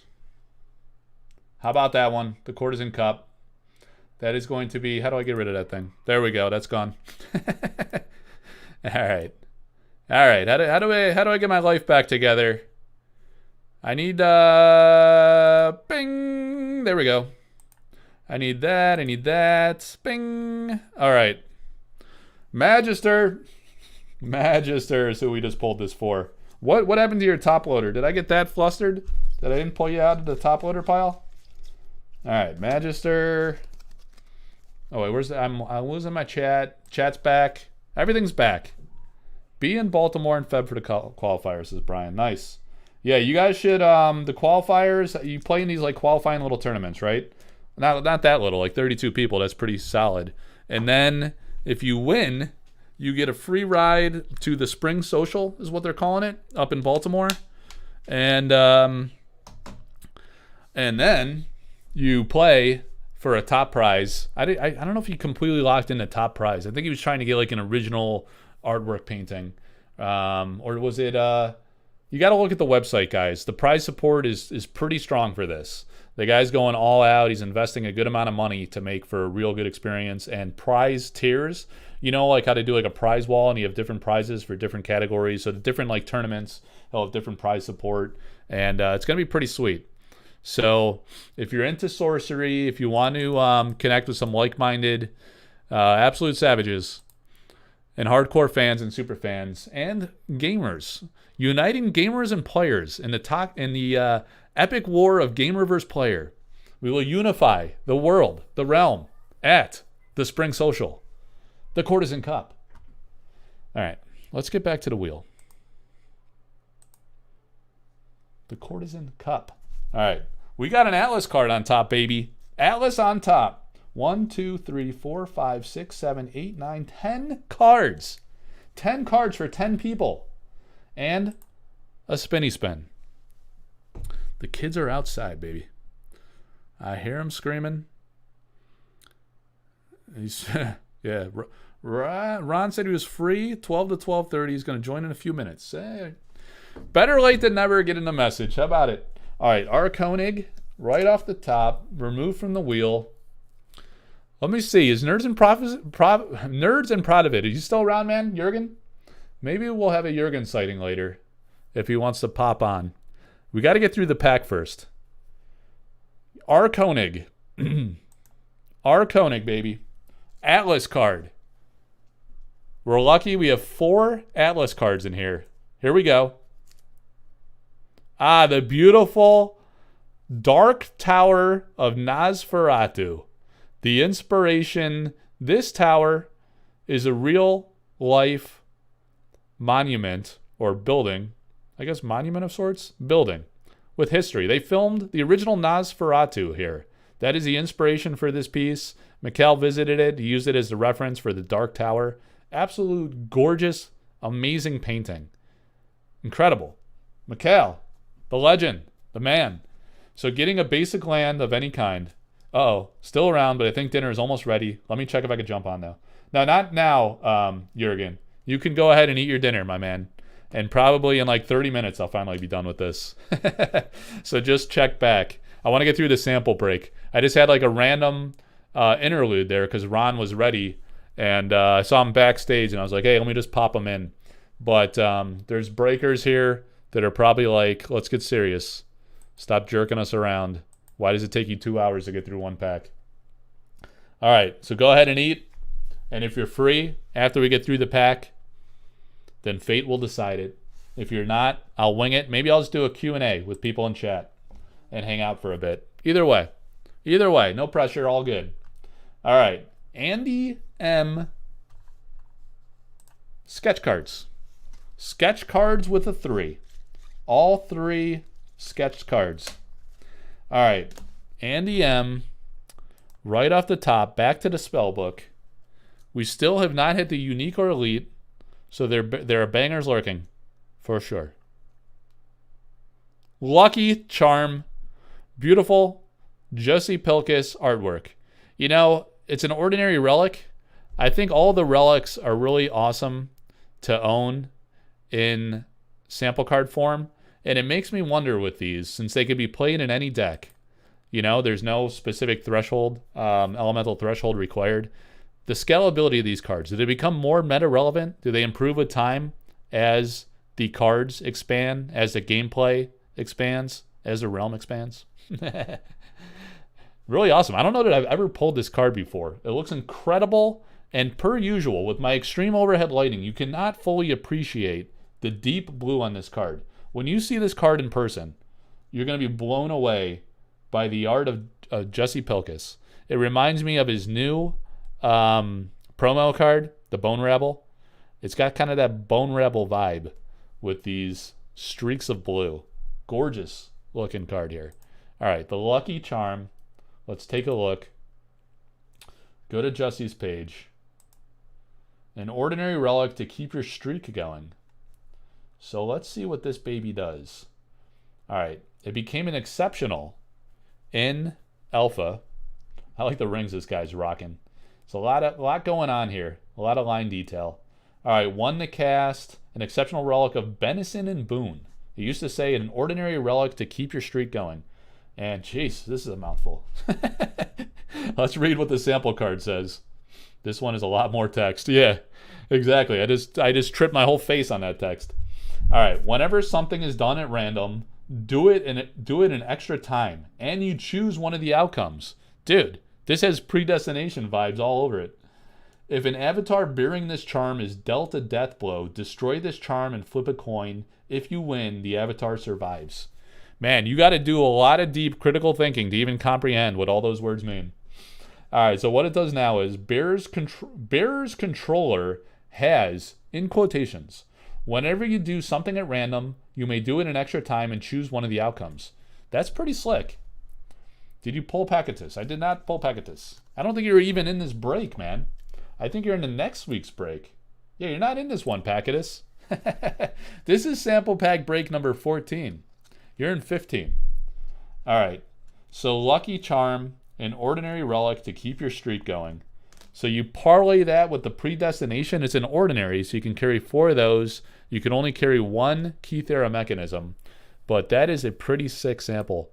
I don't remember pulling that one ever on the channel in 14 packs. Tell me if I'm wrong, guys. Maybe I'm wrong. Maybe I'm right, maybe I'm wrong. All right, sketch cards. Yeah, I got to remove 1 of the sketch cards. That leaves us at 8 cards left. Ciao, Bella. 1, 2, 3, 4, 5, 6, 7, 8 cards, 8 people. We're picking up pace here. What are we doing here? We are doing it in extra time. Random outcomes. We're all about the random outcomes. Brian is maybe the new Magister in terms of God tier luck. I'm not sure. Didn't you pull the mix card, Brian, as I recall? The Mix Ignis, absolutely godly. My favorite of the mix cards in sample card form. A unique as a sample card. Absurdly rare. Unfairly rare, some might say. All right, guys. Right off the top from the spellbook. The Brobdingnag Bullfrog by Mikhail Nagypal. Another exceptional, extremely rare sample card. An exceptional beast with a giant appetite. This bullfrog swallows and carries the first minion it attacks in its belly until it leaves play. Incredible. All right, let's take a look if there's been change. Let's see if there's been change in Mikhail's bullfrog. The hilarious artist proof where he positioned Eric right in front of the bullfrog as the minion of sorts to be swallowed and carried. All right, an exceptional beast. It's still exceptional. Wow, it used to be 5 to cast and 1 threshold. It's now 3 and 2 with 3 power level. That's unchanged. An exceptional beast with giant appetite. That is unchanged. So the new effect here is Genesis Brobdingnag Bullfrog. It's interesting that they restated Brobdingnag Bullfrog in the playtext here on this one. Does that come off across crazy blurry? Let's try it like that. There you go. It's probably still blurry, but what are you going to do? Brobdingnag Bullfrog swallows another target minion here. They want people to say that as many times as possible. He carries it disabled in his belly until he leaves the realm. Yep, so it's a similar play style, but they dramatically reduce the cost to cast it in the alpha version. So it becomes a bit more effective and powerful, I would say. Really cool. Yeah, you play those guys in your deck? That's awesome, man. All right, so that's a nice hit. All right, let's go to the Wheel of Dreams. 7 to go. Here we go. Ryan or sketch card? Oh my God. Andy sketch cards. Barely aged it out. All right, so this is his second in the pack. Remove him from the wheel. Let's go to the overhead. One more. All right. Another spellbook card. Are we max zoomed here? Let's make sure. All right, another one off the top of the spellbook. Midnight Rogue. Midnight Rogue. Elvira Shakarova. Beautiful. This one is really stands out as quite different from our others, people say. It's got this awesome city scene with the Midnight Rogue lady scaling the rooftops with her crossbow. Is that a crossbow? Ready to attack. In the dark. An ordinary mortal lurks in the dark, evading the light. She's her head's a little bit in the light there. She's a bit exposed. She's lurking in the shadows, though. Stealth lethal. Patience is the most deadly of disciplines. Let's take a look at how this one has evolved. Cards. Elvira Shakarova. Midnight Rogue. Elvira does incredible artist proofs, guys. Absolutely amazing. All right, so 2 to cost becomes 3. 2 power level. An ordinary mortal hides in shadow. Oh, so it hides in shadow instead of lurking in the dark. It's got ranged and stealth. Not lethal anymore. Interesting. So this had stealth and lethal, which would have been a pain in the ass. It lurks in the shadows, pops out, boom. Anything of any power level, immediately dead. So that changed to ranged and stealth. So the lethal makes it pretty damn OP probably. And only 2 to cast. Man, that's a beast. You guys should play this in your deck. And now the flavor text changed to, I'll have respect for your laws when you make them respectable. That sounds like something the wife would say to me when she's pissed. I'll have respect for your laws when you make them respectable. Be a little more respectable, and then I'll respect you. Any kind of bullshit laws you come up with. Hilarious. All right, really cool hit. I don't pull the Midnight Rogue often, I feel. Nice one. All right, 6 to go. Jurgen's eating dinner. We're stalling with a sample break. Ryan Anderson. All right, so Ryan just missed on that last one. Let's see how he does. His last from the pack. Coming off the wheel. Where's my cursor? There we go. Switcheroo. Another spellbook. So I think we have a couple more, 2 more Atlas cards to go as well. But spellbooks could be anything. We still have the elite and unique to be discovered. Midland Mercenaries. So this one we've hit a few times on the channel. Used to be called Eremos Mercenaries. The really cool thing here, guys, if you remember, this changed from an earth card to a fire card. Let me show you. One more time, for old time's sake. Sorcery cards, Jeff Menges.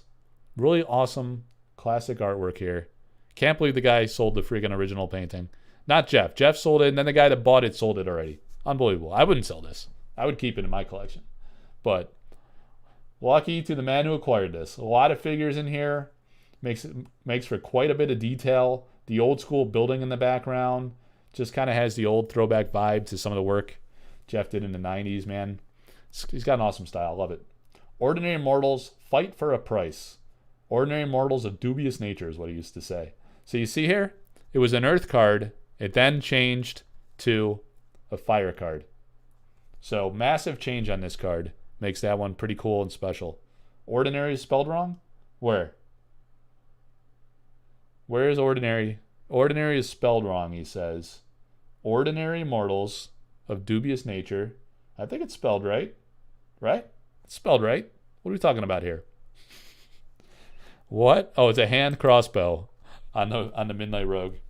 All right, Ryan. Nice one. I don't know what he's talking about. When these mercenaries enter play, return 1 village in play to your hand. That had a significant change too. You may discard a random card rather than pay the spells. It's missing an R in ordinary? What are you talking about, Willis? Look at that. It's an R right there.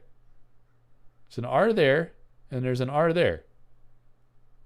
Got all the R's you can handle. What are you talking about, man? What are you talking about? We're good, right? I don't know. Maybe I don't know how to spell. I'm not sure. I'm not sure, man. You're confusing me now. You know we don't like to read on the channel. We don't condone reading. Papa Smurf. Papa Smurf for one. Let's make sure we got 4 or 5. All right, Papa Smurf. Coming off the wheel. And Papa's going to have a spellbook card. I don't know. You guys think the Elite or Unique is going to be the Atlas card? There's an R missing in Riptide. Yeah, maybe you're confusing it with Riptide. All right, here we go. Oh my God, Major Explosion. Papa Smurf. Monster hit. As I say, I was talking with Tony Sudlow last night, and we were reflecting on how the Major Explosion made the alpha set, but Armageddon did not. They're two like epic exploding artworks like this. This is an awesome, amazing hit from Tony Sudlow. The Major Explosion. Elite magic of tremendous destruction. And you have the glorious grid effect. With splash damage, choose a center site up to 2 sites away from your spellcaster. The spellcaster of this explosion takes no damage from it. So you do not take the damage, but you nuke the realm with a Major Explosion. Sick card, man. Great hit. Let's take a look at how this one evolved. If we go to collectorarthouse.com, Sorcery cards, Tony Sudlow, let's take a look at how our Major Explosion evolved. All right, so it's still fire. It's still 7 and 2 threshold. A tremendous blast of elite magic. So that changed. The grid changed enormously. All right, so now target a location up to 2 steps away. Deal damage to each unit at locations in the area affected. So it's 7 now for the central damage as it was in the past, but they considerably narrowed the splash damage from the caster. All right? So you only get the immediate grid. You don't get the periphery damage of the explosion. It's slightly less major than it used to be. Just a little less major. a touch less major than it used to be, but it's still a Major Explosion. Very nice, Papa Smurf. Very nice. Tony Sudlow, man. That is a nice one. That would be high on my list. I love Tony's work. Does great work. Great portfolio in Alpha. And he's working on a few. So when I talked to Tony last night, he told me he's working on a few artist proofs this weekend. So, yo, Mike, I'm sorry I'm like brother. What does that mean, man? What's up, Kenny? Kenny Force. Sorry. Maybe you meant late. Sorry he's late. No problem, man. All good. We just hit the Major Explosion, so you're actually just in time. I was screwing around. I had a massive reveal here in the back. The original painting of the Carchemish Chimeras. By Gadu Duaso. We had Gadu on the channel earlier. He was the mystery guest. This was the big reveal. And did we spin the wheel yet? I don't think I spun it, right, guys? If I spun it, it would have showed a name. So let's give it a spin. We got 4 left. The Discords are blowing up. What are people hitting me up about during my lives? How can you talk to me on Discord and not be on the live? Scarabet. Does he have all 3? Look at this guy. Look at this. The guy had 3 in the pack, and he's 3 of the last 4. So he's got a chance to hit 2 Atlas cards. Unbelievable odds. All right, so he's coming off the wheel. Brian's got 1 more. Scarabet's got this one plus 2. And let's go back to the overhead cam. Wow, so his first hit is going to be an Atlas card. Atlas cards. Incredibly rare Atlas cards. Oh my gosh. Old Growth Forest, man. This one has really seen tremendous change. The name changed multiple times. So much of this change. I remember, so I've been involved in Sorcery since the very beginning. As soon as the Discord was stood up, I was super active on there every day. Old Growth Forest was hugely popular. Eric sent me one of the first not precons, one of the test playmats that was made for this card. I actually gave it away to Mike, who now owns Trinity Games. He ended up opening a game store in Florida, so I just sent it off to him because he's a super nice guy, and I just wanted to hook him up. It was pre-alpha, no one had the playmats yet, so I was like, hey buddy, you use this one. I use the playmats a lot for like filming. This one's so intense it is very difficult to use as a backdrop. So I was like, I know you're gonna make good use of this. He was going around to the different stores. Before he had his own store, he was teaching people to play. So I sent him that playmat, and I just remember documenting the change of this card, the Old Growth Forest, and I want to walk you guys through that a little bit. So let's go to the website here. Let me sleeve this up for Scarab at 59. Great hit, man. That's a hard exceptional to hit. That's absolutely true. First of all, exceptionals are extremely rare, and Atlas cards are like rarity on rarity. It's like a whole nother tier level of niche rarity. It's insane. So that is going to be very valuable. Let's go to the Sorcery... let me close that. The Sorcery Contested Realm Community Facebook group again, right?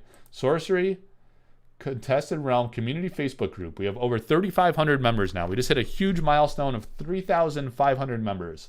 So I'm going to do a search for... Let me search for Ian Miller, because I think if I search for Old Growth, we're going to find different things. So a lot of...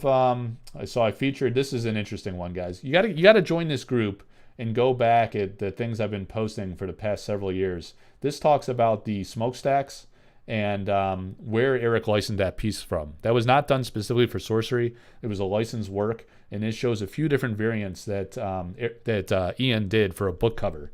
So it's like a folding, like 2-page front and back of the book cover, so it's a large landscape, and it's really awesome that he was able to leverage that one in the game. So here you have Old Growth. So actually, this is an auction from September 2022. I auctioned this card, and it sold for $600 back then. Pretty impressive. So it opened at $200. It sold for $600. Ian Miller. All right, Old Growth. I did a video on this that talks about the evolution of sample cards. So you might just have to go, look, I auctioned another one of these, $675 it sold for in August of 2022. So there's been 2 that I had my hands on and auctioned through my consignment services. There you got Matthias Frisk, bought a Ian Miller artwork. Yeah, so maybe it's in the video where I documented the change of Ian's work. So I don't have it at my fingertips, but there is really awesome history to that card. You guys should go watch my video. It wasn't a live, so it should be in the regular video archives at Collector Arthouse YouTube, and you could go and find that and see all the different change that we had for that particular card. All right, so Brian comes off the board with his last of 2 from this pack, and let's see how he does. People who sold back then regret. I don't know. They did pretty well. Like those auctions, those sample cards sold for a lot of money. But yeah, these are precious collectibles and extremely rare. All right, here we go, Brian. The Boss Troll. All right, so an ordinary monster wanders these woods. So I know we've pulled this one before. Let's take a look at the change really quick on this one. So owning a Vasily piece is incredible. All of his artwork is really awesome. Actually, you know what I want to do, guys? Let's go full. Let's sleeve up your card first of all, and take a look at this awesome Boss Troll.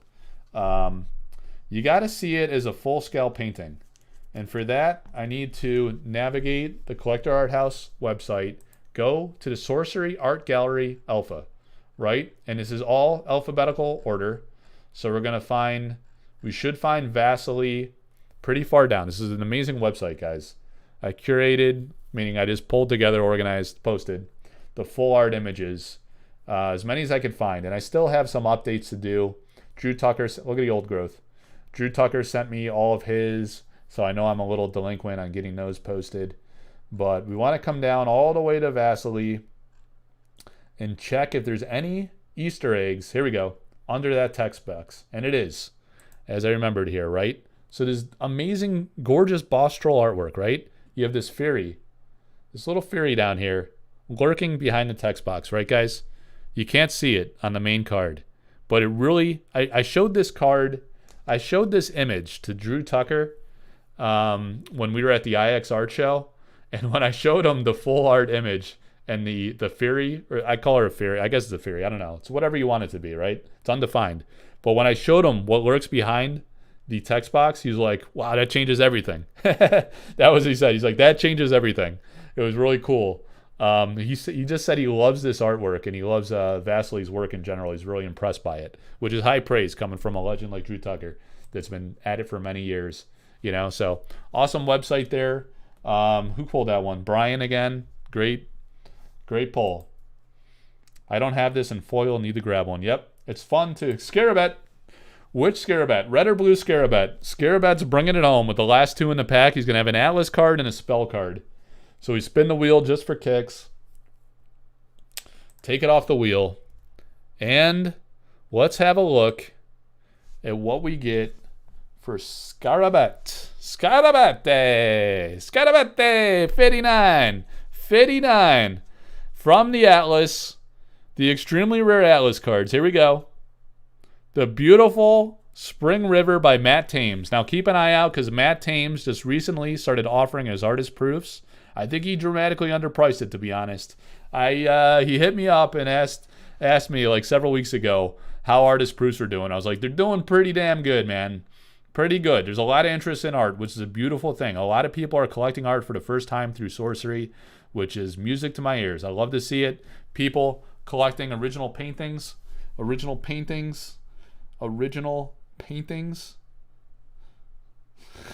Right there, man. Right there. I have my camera inverted, so it's really hard to know where to point. So we got original paintings, we got artist proof cards, and his work is really nice. And go to his Instagram, Matt Thames, and you'll find some of the sketches he's doing on the back of these. He's doing more of like ink sketches, it looks like, instead of paintings. But his rivers are my favorite in his portfolio. So I did order a set of those for myself. My collection tiers are original paintings, artist proofs with art on the back, and then probably when I get to card level, I'd say curios. I like the uncut sheets. I do. I got several uncut sheets for sure. For sure. And then when it gets to cards, probably curios, alpha curios, historically relevant curios, if I might say so myself. And then we get into the regular machine cards, if you will. Scarabit. Let's take them for a spin while I hydrate.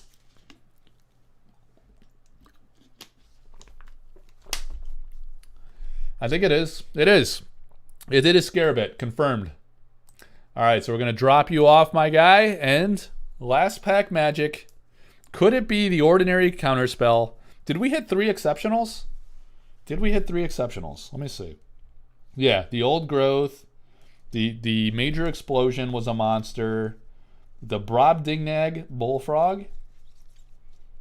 And the Peregrine apparition. All right, so we're likely, if the odds prevail of how we normally see these sample packs, we are going to get an ordinary card here. So will it be the ordinary counterspell? Will it be the Trill Wolpertinger? Is the Wolpertinger ordinary? Let's look it up after this. I'll show you how.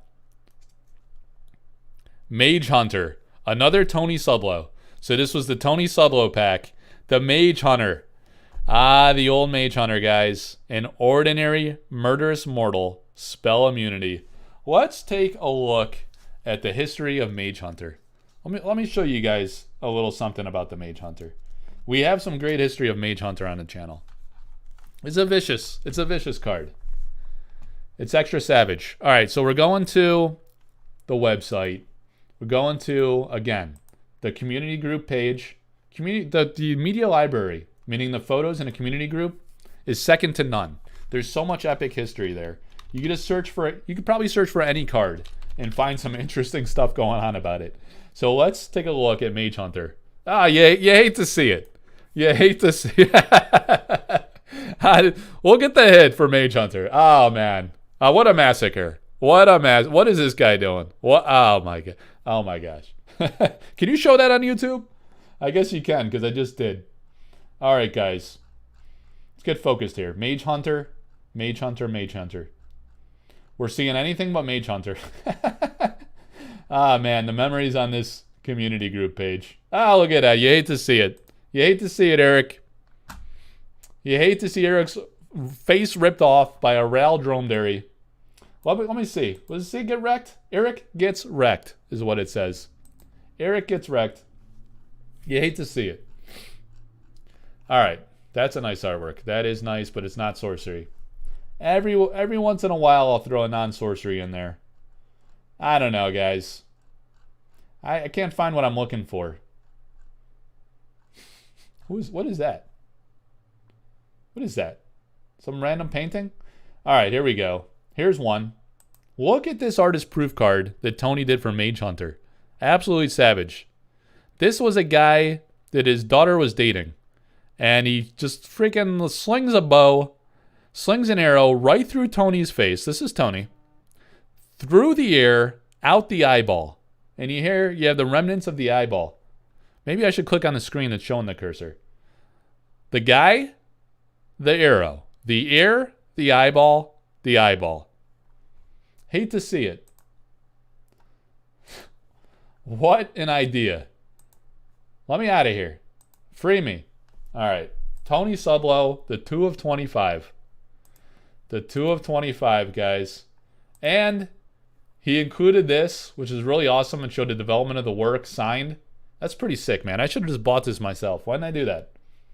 Man, kudos to the guy who won this auction. Absolutely incredible. You get the sketch, you get the color development, and then the final piece as he was working on the artist proof concept. That is a really cool idea. I should talk to the artist about doing more of that. I wonder how he actually did that. Oh, and it included the original sketch. Freaking unbelievable, man. Look at these sketches he does. As you guys may know, I own the King of the Realm, which is pretty incredible. I love that one. Cherish it. But anyway, you got that. I did a rendition of this with my son slitting my throat, which is pretty nice. It's a pretty nice day for us. But I'm not seeing it. It's taking a while. I don't want to take up too much time. We're almost 2 hours in. Jurgen, if you're out there, man, feel free to pop in. If you guys have questions or topics you want to discuss, we could do a Q&A for a little bit. It's only 12:52 on a Saturday, East Coast time. No big deal. No big deal. And the results. I don't know. End of days, guys.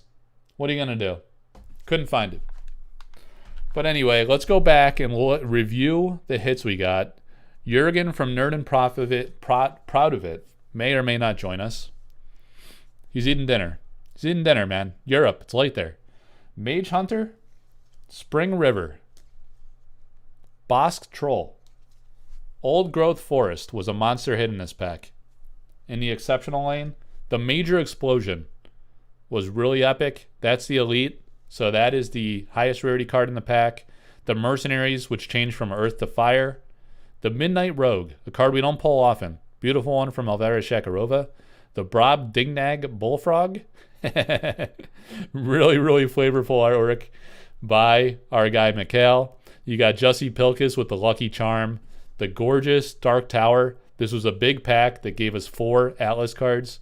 The Firebolts, a Jeff Easley experience. Come on, focus. Beautiful card. The Mad Dash. It became Mad Dash in Alpha. It's Haste as a sample card. So a lot of change in that one. Really cool artwork by Drew. The beautiful Humble Village. Gorgeous artwork by Sorcery's first artist, Andrea Modesti. The Peregrine Apparition. One of only 3 from Adam Burke in Alpha.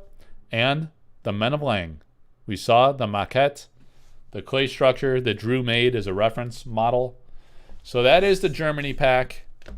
And still no Dragonettes. Where are my dragons, he says. The auction, guys. The Elementalist. This has to be the most popular artist proof offer we have had from anyone. But certainly from Elvira so far for Sorcery. The Elementalist, the Elf artist proof with the square corners. Real special piece of history. Only 25 given to the artist. 4 more. 1 each to 4 different backers at the top level Avatar of the Realm pledge tier. And an absolutely stunning, gorgeous work of art by Elvira Shakarova. And guys, It's at $1,200 at last check. If you're priced out of this one, there will be one more from Elvira tonight. That looks nice in 1080p. Does it look good? It looks freaking good. She does amazing work. Let me show you what's coming tonight.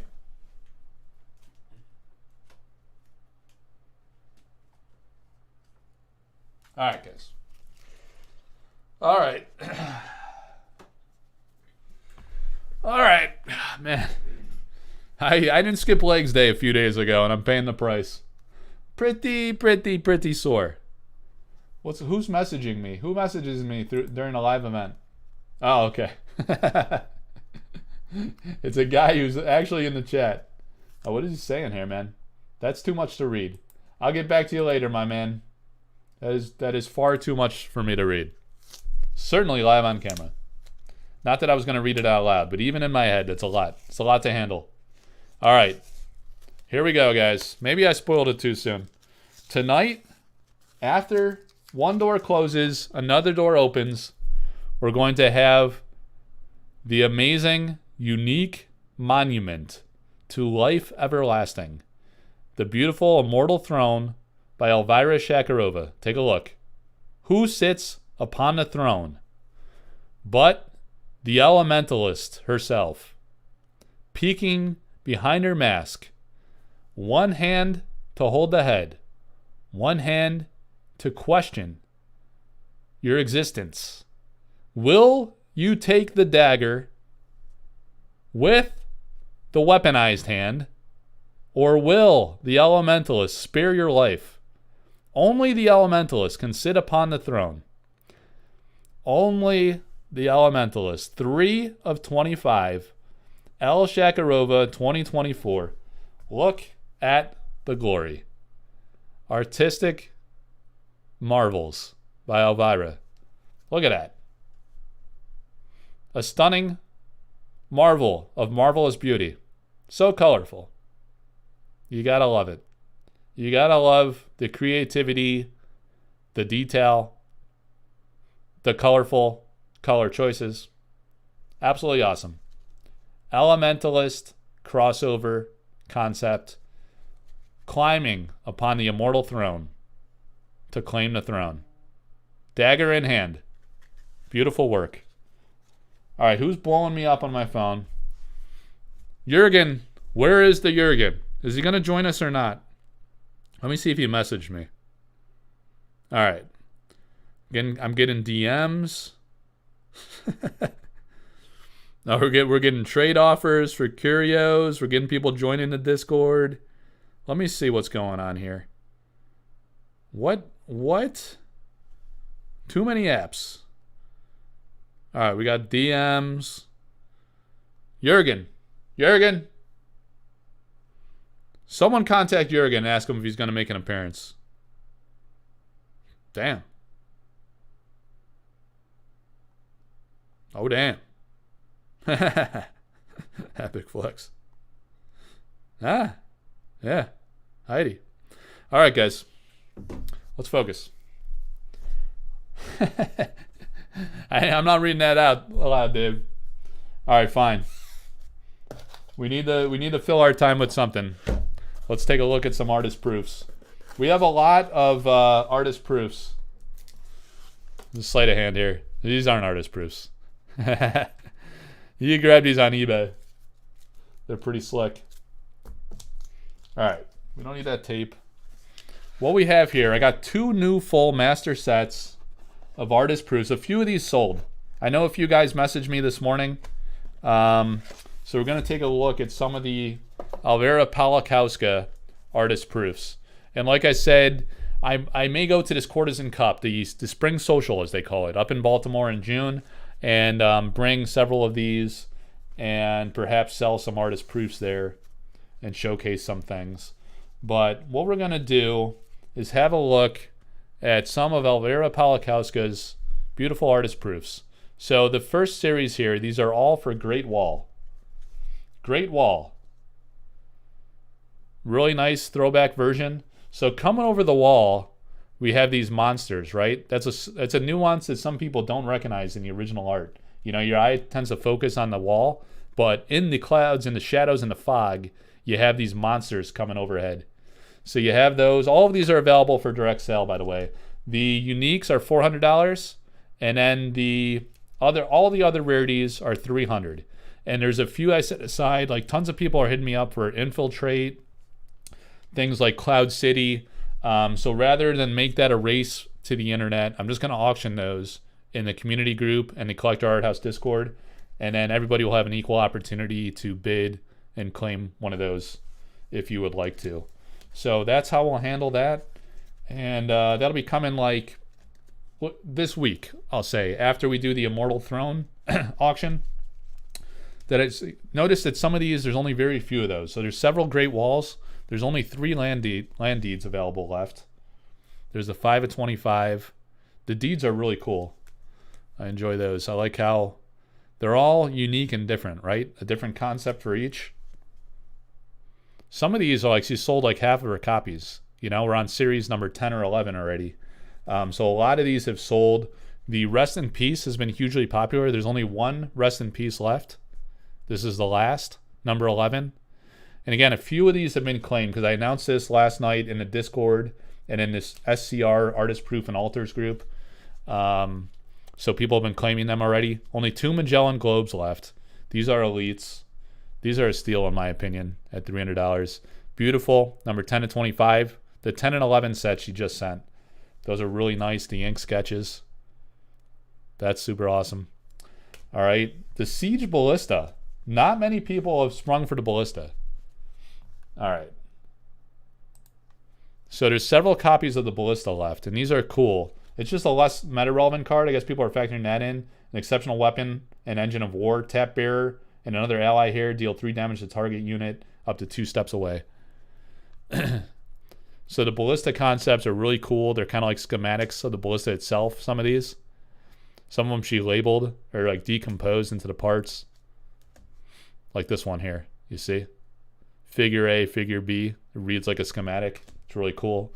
And this one, you have all the different components labeled. Fun idea. Oh, I missed one. And one more. Yeah, this is one of the new ones.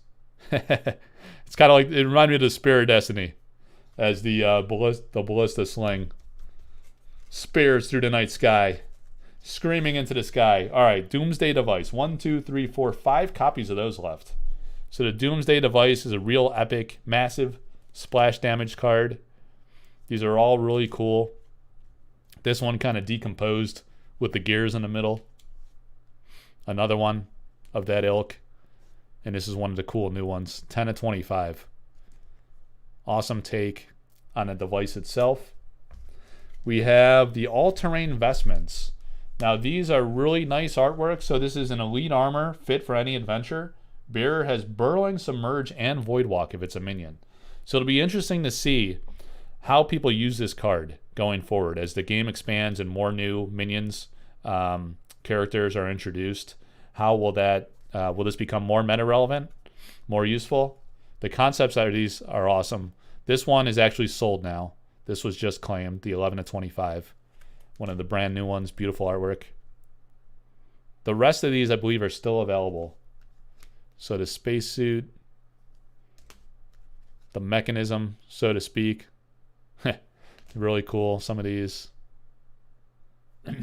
Completely different take on that one, focusing on the glove, the backpack that he bears, and this one has, again, a Lovecraftian kind of mermaid legs absorbing it. So this is, yeah, this would be a take on the submerge effect as it's going underneath, getting absorbed by the Lovecraftian scales of the octopus. That's cool, man.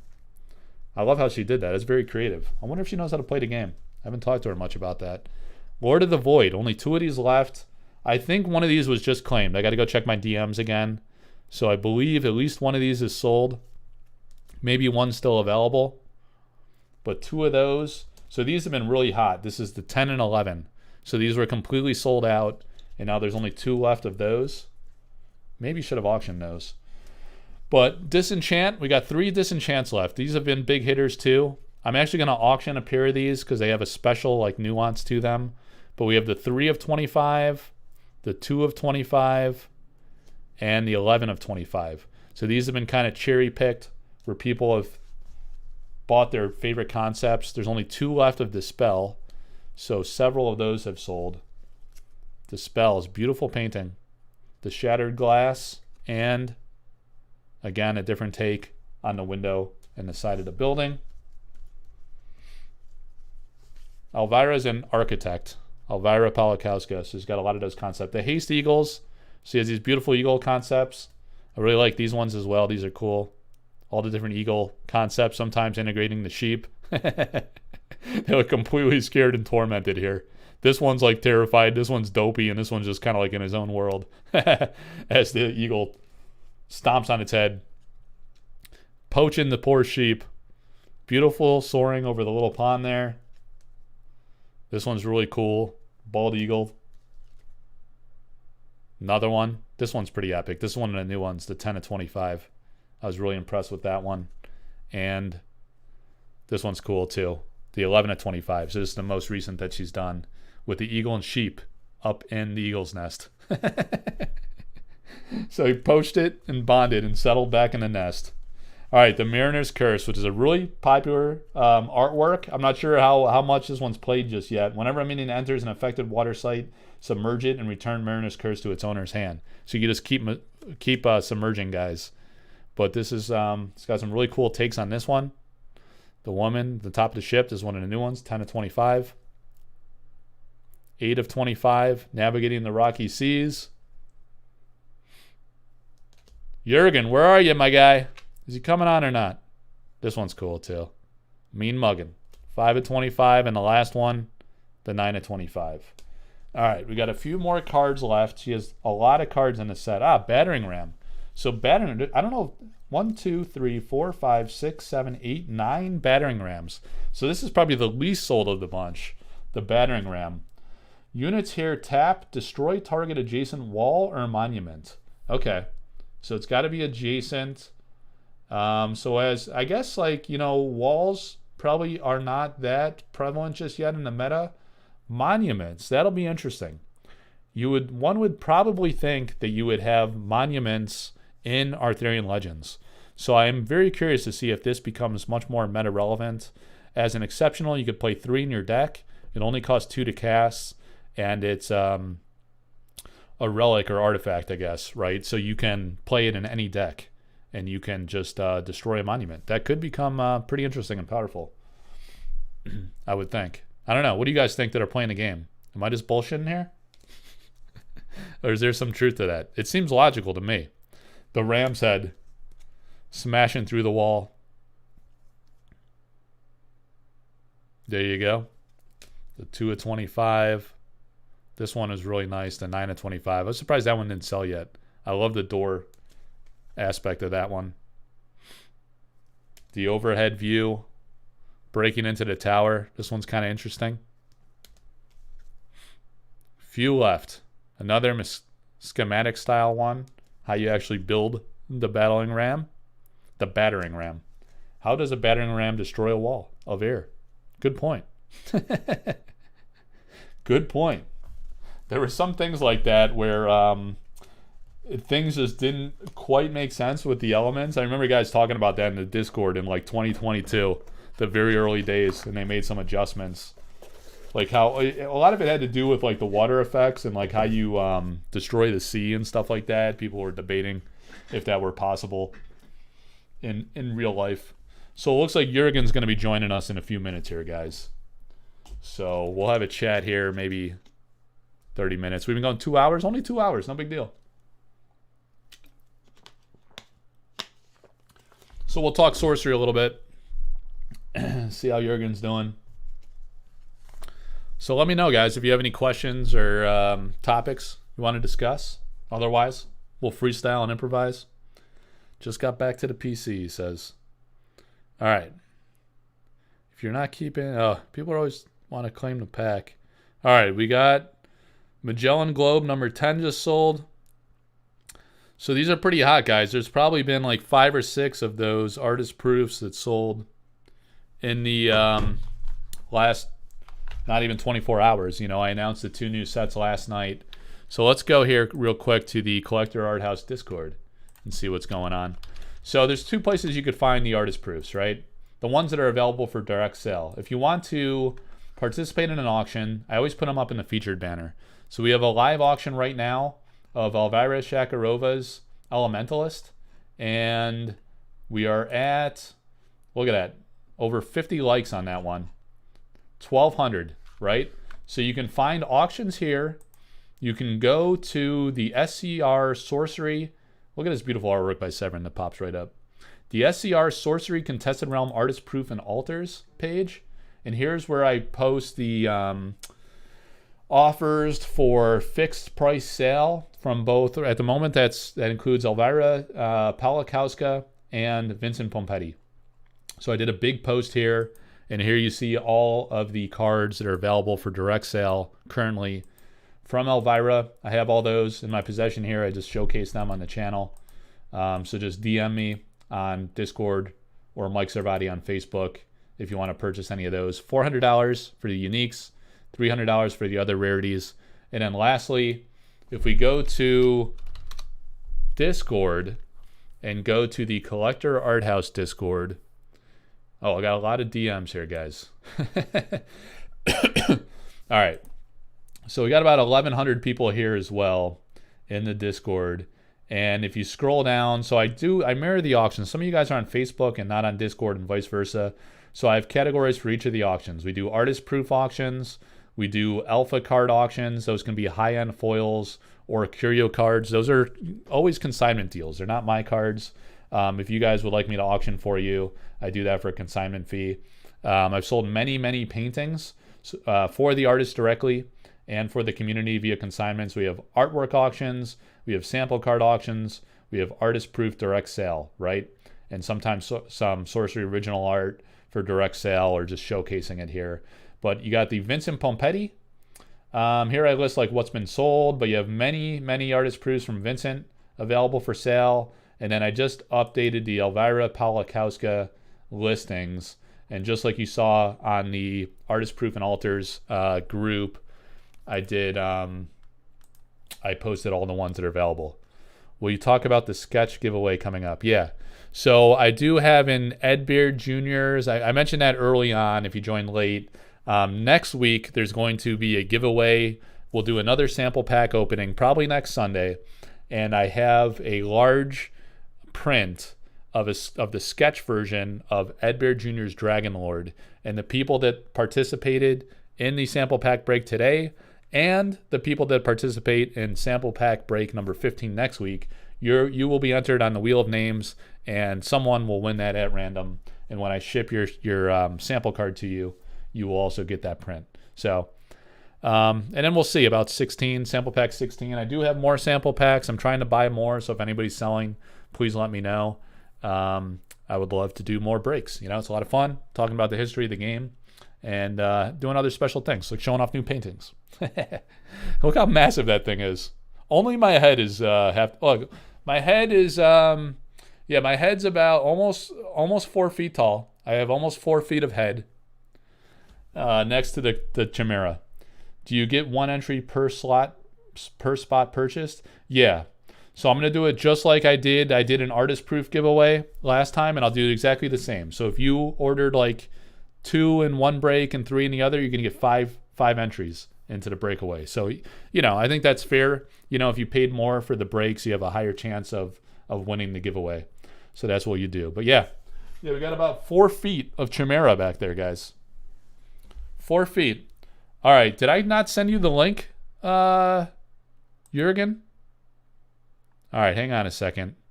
Yeah, he's probably hitting me up and was like, dude, the link. I don't even have the link. So what am I sharing right now? It says stop sharing. All right, what I need to do is let me find the link, guys. First of all, let me get rid of that. All right. I got to what I got to do is go find this link for Jurgen. And then he's going to join us here. The wife has not yelled at me yet, so we're ahead of schedule.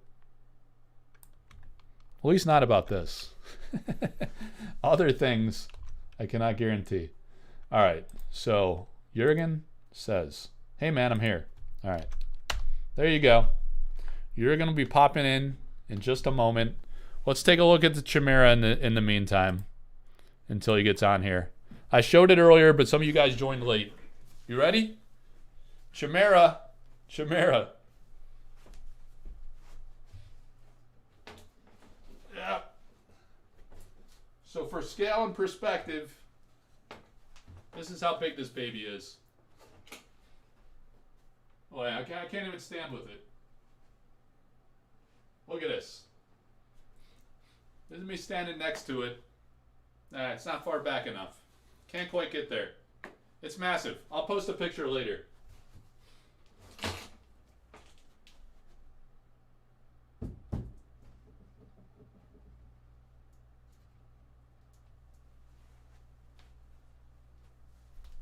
Huge. All right, man. Hang on. Let's get rid of the overhead cam.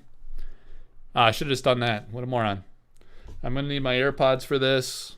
I gotta like figure out the echo. I think I did figure it out before. Look at this Chimera though. Hang on, Jurgen. Sorry, man. Look at this. Look at this thing. It'd be perfect for that wall right in the center. The problem is, how do I get all the other paintings on there? That's gonna be a big problem. It's a good problem to have, right? Jurgen, what's up, man? Can you hear me? I can't hear anything. Hang on. What the hell did I do? Am I? I can hear you. Yeah. You seem to be saying things, but I can't hear a damn thing. Why? I'm just gonna keep talking to see if you can hear me. Let me make sure the Bluetooth is connected. I was just on here with the other guy and had no problems. All right, Bluetooth. Let me disconnect, reconnect, connect. All right, so we got that. It's got to be a setting. Oh, audio. It's me. Could be as well. All right. I don't know if the rest Probably can hear me. Because I need this. AirPods.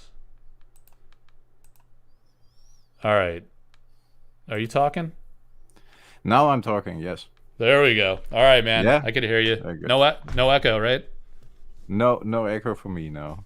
All right. I put in my earbuds as well. Yeah, I was wondering if that painting is really big or you're just a small guy. It depends. It's all in the perspective, right?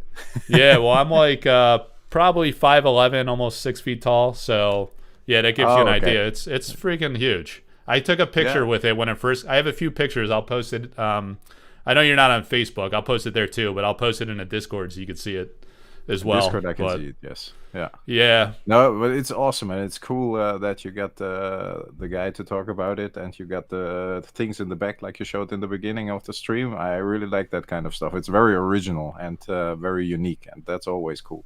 Yeah. Yeah, it's fun owning paintings. I got a lot. Like, fortunately, this one came framed. I just got to, like, find probably a crossbeam in there because it's a little heavy to support the weight. I can imagine, yeah. No, yeah. I don't have. I have one now, as you know, the painting from Anson Maddox on the Antiquities Artist Proofs. That's always right here next to my desk.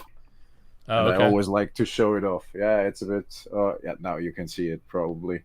Yeah. And the cool thing is, it's painted on his 9 Antiquities Artist Proofs. I know it's not sorcery, but still, I love it. Yeah, that's incredible. Yeah, it looks like a singular. What is the concept on that again? Like, how is it? I remember I watched your video, but it's been a while, so I forget. What do you mean by concept? How we came up with doing it? Yeah. Way? Yeah. Does it have a tie to like magic cards specifically, or is it like a completely different concept?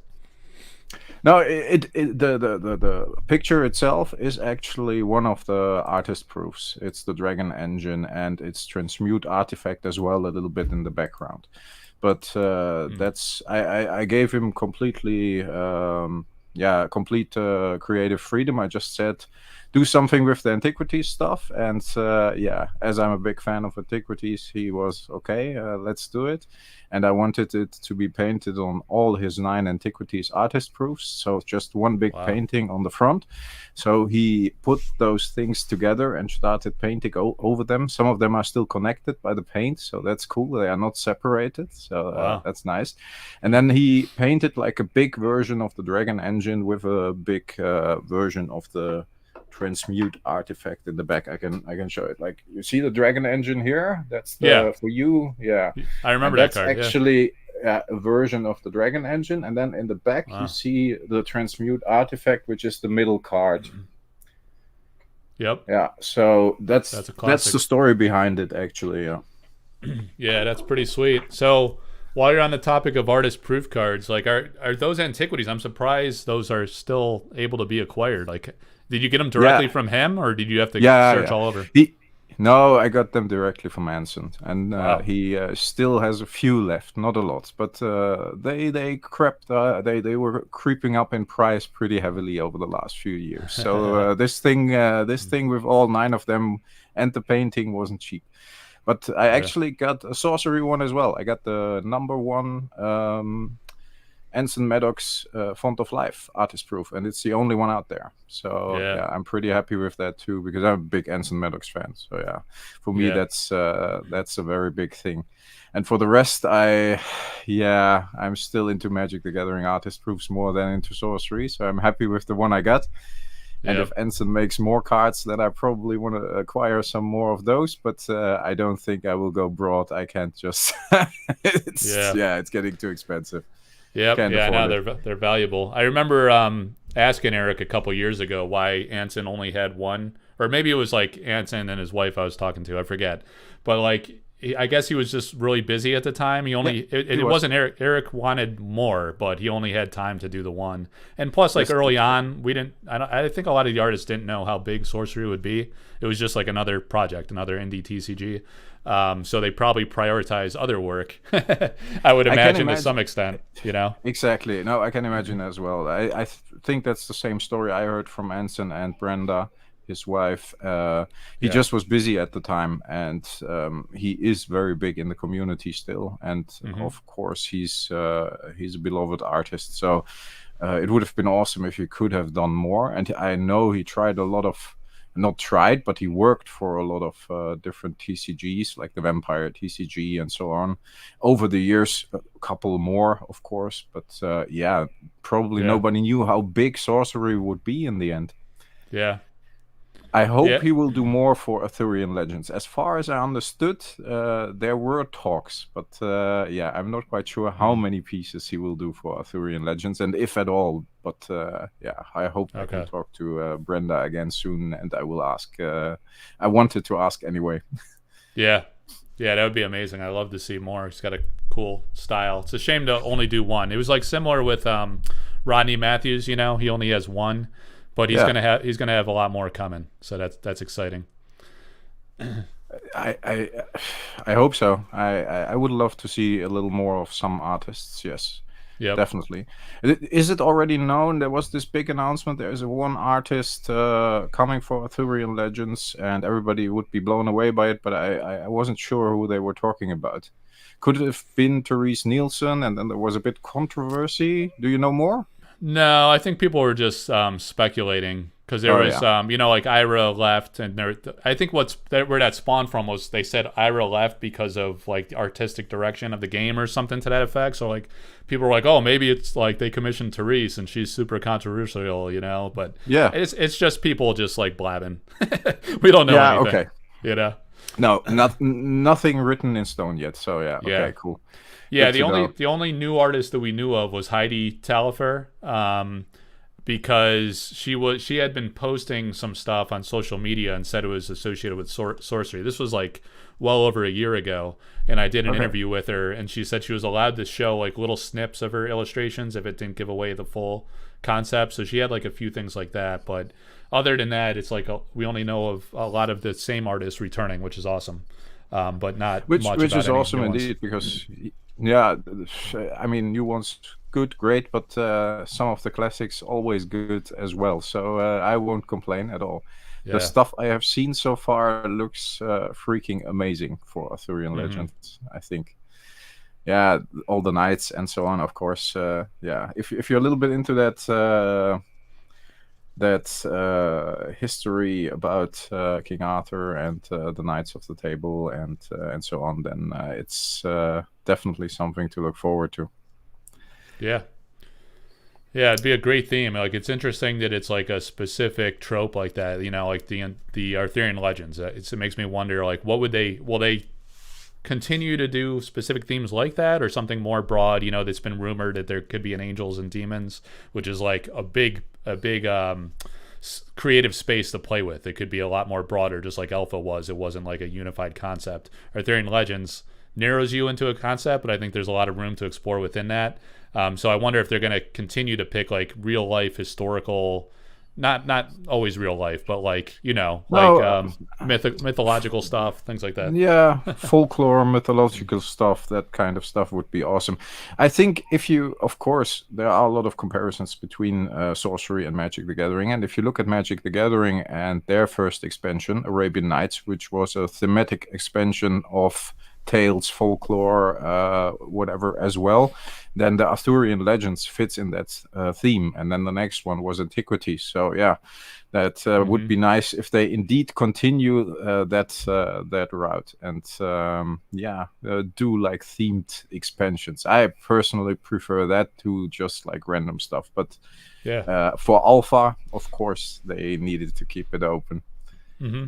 So like, when Magic did, so Arabian Nights was specific thematic, but then like Antiquities and the Dark, were those just kind of like made up concepts, or do those relate to anything? Now, Antiquities was more tying into Magic the Gathering lore, which was starting to be established, like the war between Urza and Mishra, the Brothers' War, which they released just a set recently as well that ties into that theme. So all the artifacts in Antiquities, it was a very artifact-based set. They were based on the different characters of that piece of Magic the Gathering lore. So Urza, Mishra, but Ashnod and so on as well. So yeah, that was the idea behind that. And the Dark, I guess, was more or less made up. Yes, because there are a lot of strange cards, a lot of strange creatures, very cool stuff. I just recently completed the set. Actually, took me only 30 years. So yeah, so it's almost as good as your live streams. Just a couple of hours. It's No, it took quite a while, but if you don't focus on it, then you miss certain cards. But indeed, that was made up, I think. Yeah. Yeah, the Dark's like it's a pretty small set too, but it's not. It's not like it's so old, but it's not like crazy valuable. I find that pretty interesting. You can get. Like, can you buy a full set for like $1,000 or something? That's insane. Even cheaper now. It was. I bought mine for 700. Just like half a year ago, and that was like, okay, I want to have a complete set, and I got an almost complete set, but to complete like 10-15 cards, it would have cost me around $500-600. I thought, then I can just buy a complete set, another complete set for like $700. Didn't make sense at all. And it's indeed like 110 cards or something, I guess. And Antiquities is even less. It's like 90 cards. Arabian Nights as well. So around 90 to 100 cards. I don't know the exact number. I think 91, 94, something like that. But indeed, not big sets, but very iconic sets. But the Dark is the cheapest one. The other ones are a little more expensive. Yep. Yeah, it's interesting. This is like is it like less meta relevant or something? Because like I feel like it's considered. Yeah. Go ahead. I was just going to say Magic valuations seem heavily levered to meta relevancy, whereas at least in the early going of Sorcery, I think that matters a lot, but you also have maybe cards that are less played, but they're still like rare and highly collectible, like the Frazettas. Like people aren't playing with maybe like you know, the Death Dealer is super iconic, but some of the others, they're played less, but they're still super valuable. Like they're going for 4 figures, like the equivalent value of an entire set of the Dark from 30 years ago. Yes, that's to me that's still crazy how that works. That a modern card game can be worth more than something that has organically built up in value over 30 years. But for the Dark, indeed, it's considered, and it is the weakest set of the 4 Horseman sets, which is Arabian Nights, Antiquities, Legends, and the Dark. So the original 4 expansions. It was printed with a higher print run than the others, and the power of the cards in play indeed is less than some of the cards in the other sets. Very true. So yeah, it's directly connected, and I think for Sorcery that's the case as well. The most powerful cards combined with rarity are demanding more money than others, right? Yeah. Yep. I opened my second Philosopher's Stone today. Oh, nice! Congrats. Yeah, beta. Beta. I don't have any alpha anymore to open, but I opened my third beta box, and I didn't have. I have had a Philosopher's Stone in the second box, and the third box now is from the same case, which only contained 4 because I bought them like loose. And that case had only 4 boxes left, and of 2 of those boxes I have opened, and both of them contained the Philosopher's Stone, which is crazy, I think. Wow. And I didn't have any foil uniques at all up to now, and in this box I got 3 foil uniques actually today. Yeah. So yeah, and pretty nice ones as well. It's pretty cool. Yeah, the video will be up later tonight in like 2 hours. But I got the stone non-foil, so that's the second one. That's very nice. Then I got the Ultimate Horror in foil, which looks amazing, I think, because I really, really like the art. This one you're gonna like. Plague of Frogs foil. Nice. Yeah. Yeah. Great one. Yeah. And then one I really, really do think looks amazing in foil is the Cerberus. Very nice. Yep. So I was lucky because I was already a bit disappointed that I didn't have any unique foils at all in the 3 boxes. And then last couple of cards, I hit like 3 unique foils. That is a bit of a discussion as well in the video too, but I had with people on Discord and with Jens and Sophie. Is there a lot of clumping going on with like uniques and unique foils and certain cards? Because somebody told me like, yeah, if you look at the print sheets, you have to ask Mike because he got some. If you look at the print sheets, there are certain things next to each other. And if you hit like a Philosopher's Stone, the chance that you hit an Amethyst core is very, very high in one of the other boxes. And these kind of things. Do you know more about that? I know, a lot of people were getting browsed with Philosopher's Stone was a big thing in alpha. I'm not sure if that's still true in beta or not. I can't remember if people have been talking about that, but there's been talk that the print sheet layout changed for beta. So maybe some of those correlations might be different in beta relative to what they were in alpha. But yeah, who knows? I mean, there's not a lot of people like opening in mass because it's so expensive. So the data points it's kind of small sample size statistics in my mind. I don't know what to believe. You know? No. I get it. But on the other hand, I think it's interesting to see. And up to now, the info I got was pretty accurate about the stuff you might get when opening boxes.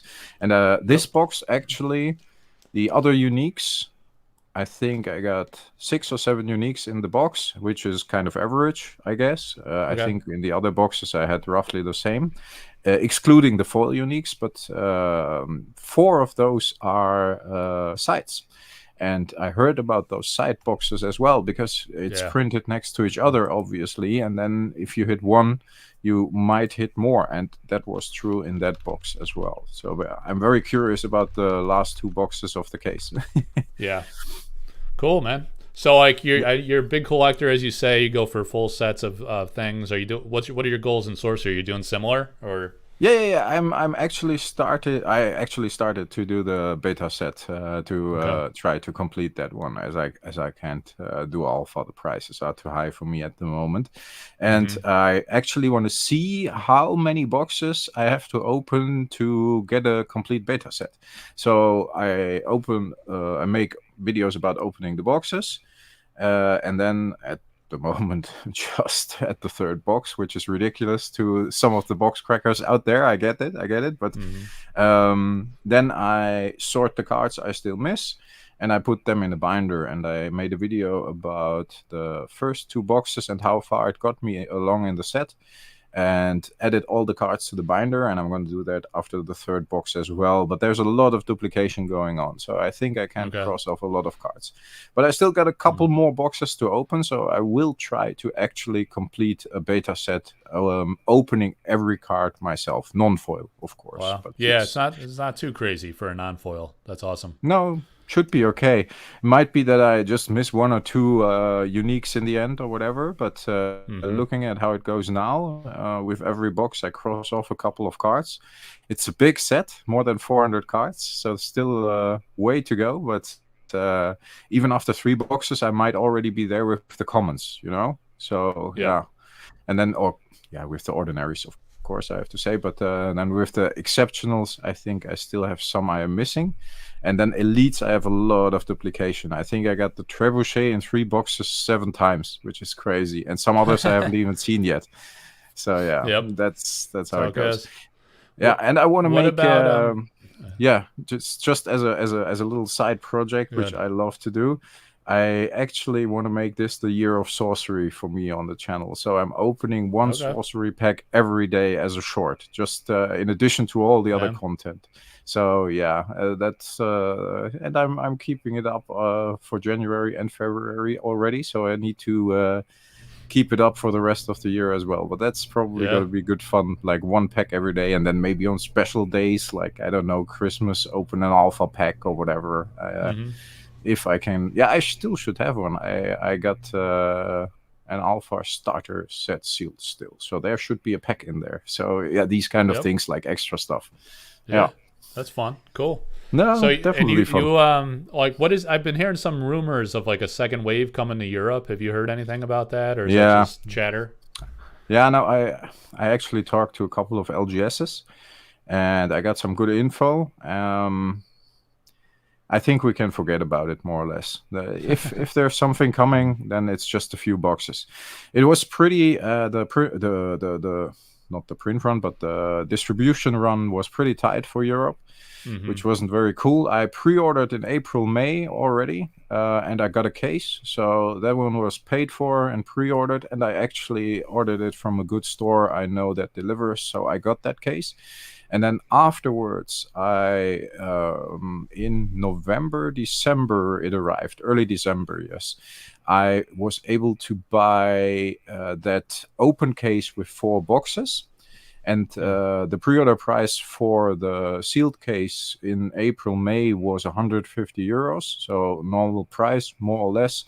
And I already paid for the 4 boxes. I paid 178 per box, so that's 4 boxes, and the case was already opened. But yeah, I got 2 Philosopher's Stones, so I think it's okay. And then I bought a loose box I just could get my hands on. It was the last one in the Netherlands that was actually available, because we only have 3 retailers here that actually carried the product. So I thought, hey, it's the last box out there, I'm gonna buy it, and I bought it for 190 bucks, which is and I opened that one already, and it contained an Onyx core and the Kraken and the old one, and these are cards I really, really love by Dan Seagrave. So I wanted to have those. So for me, was a good box. But the second wave is not really confirmed. There is rumor that a couple of more boxes are coming, but I guess it's just a few more pallets at central distribution, and those will go out. So those will be like a drop on the hot stone. That's what we say here in Europe. What's the equivalent in the US? Like I don't know. It's vaporizing on impact or something. Oh, okay. Yeah. No, but I wouldn't expect too much. So yeah, there is no second print run, it seems, which I think is good because you guys still have the game or the boxes readily available at Team Covenant, right? They still sell it for $150 a box. Right.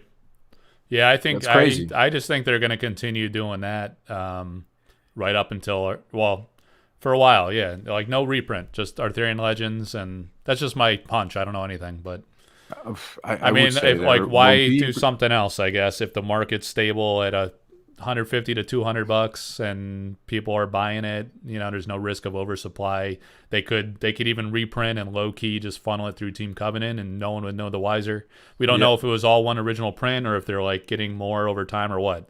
But it's kind of like stabilizing the market. It's not a bad initial strategy, I think. Like most of the gripe is with like other businesses and LGSs that are having a hard time accessing product to sustain their community and their customer base. So maybe I think maybe it was like a introductory strategy for beta, and then maybe they'll do the same for Arthurian Legends, and then we'll see after that. Hopefully they'll like allow more conventional availability and opportunity for other businesses through distribution or through other creative means, where we can maybe buy direct from them or something, you know, so it's not like all just like one and done. It's going to make it interesting, I think, for like Arthurian Legends, because I think it could like backfire in a way where, you know, I think people went into beta thinking like naturally, like a business, any person or LGS, if you buy like a large quantity, you're going to be nervous about how the public receives it, and you're going to want to satisfy the overwhelming demand that the customers had for beta. So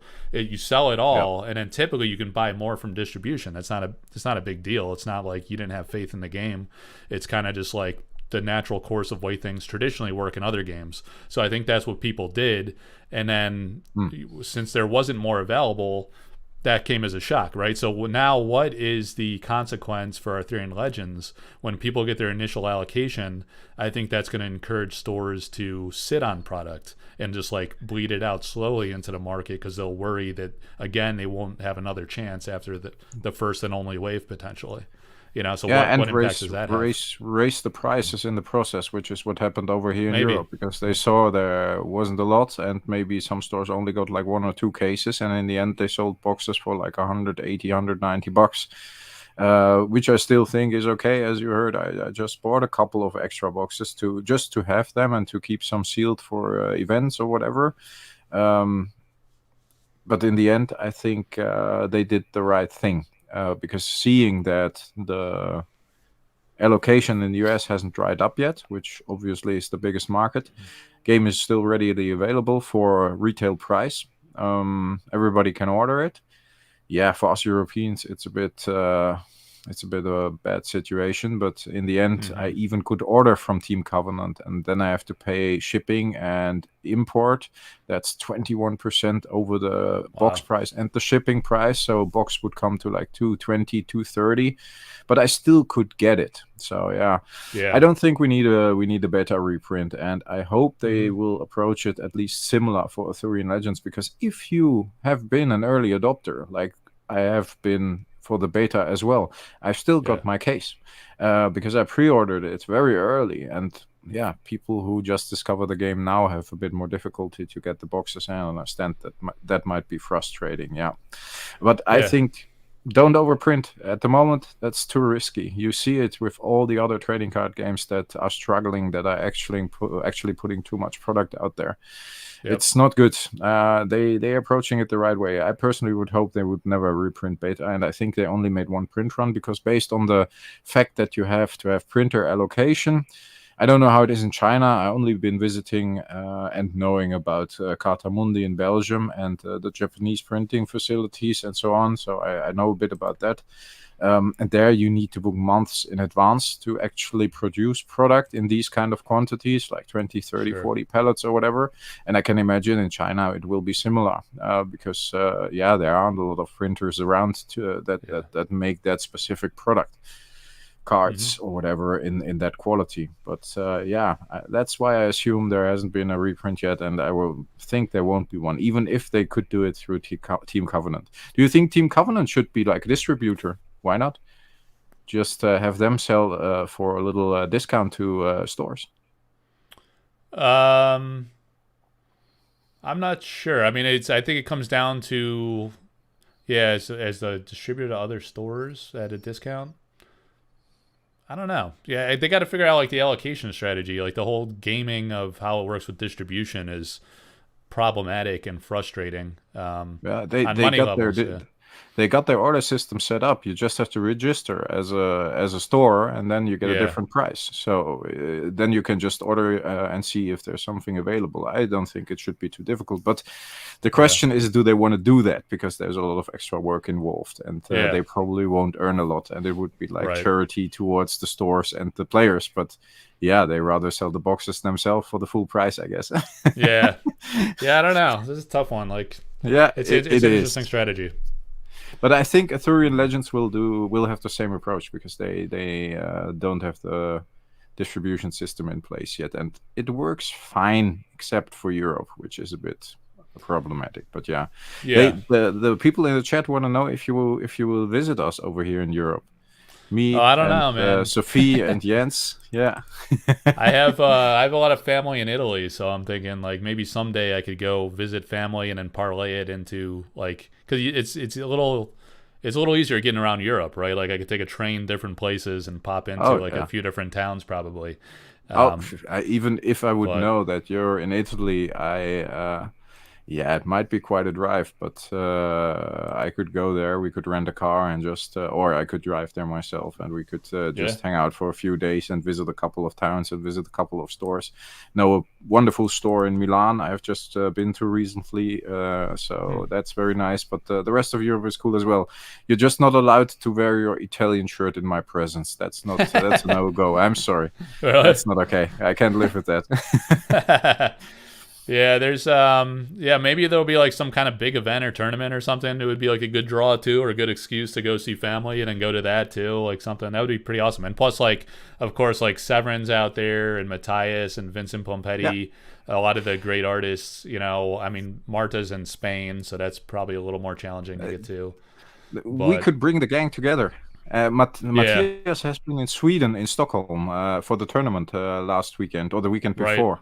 I heard from Jens. And he apparently was super nice and signed everything and even brought some cards to sign and stuff like that. So if we could get that going, that would be really nice to do. I think. Yeah, maybe if I ever did a go, tournament or whatever. Yeah. Then I would definitely contact all the artists in Europe and try to bring them together. That'd be incredible. That means you have to come now. Yeah. Yeah. You have to be part. You have to be part of it. Otherwise, we won't get all the artists to join. Yeah, that would be great. No, definitely. I think so as well.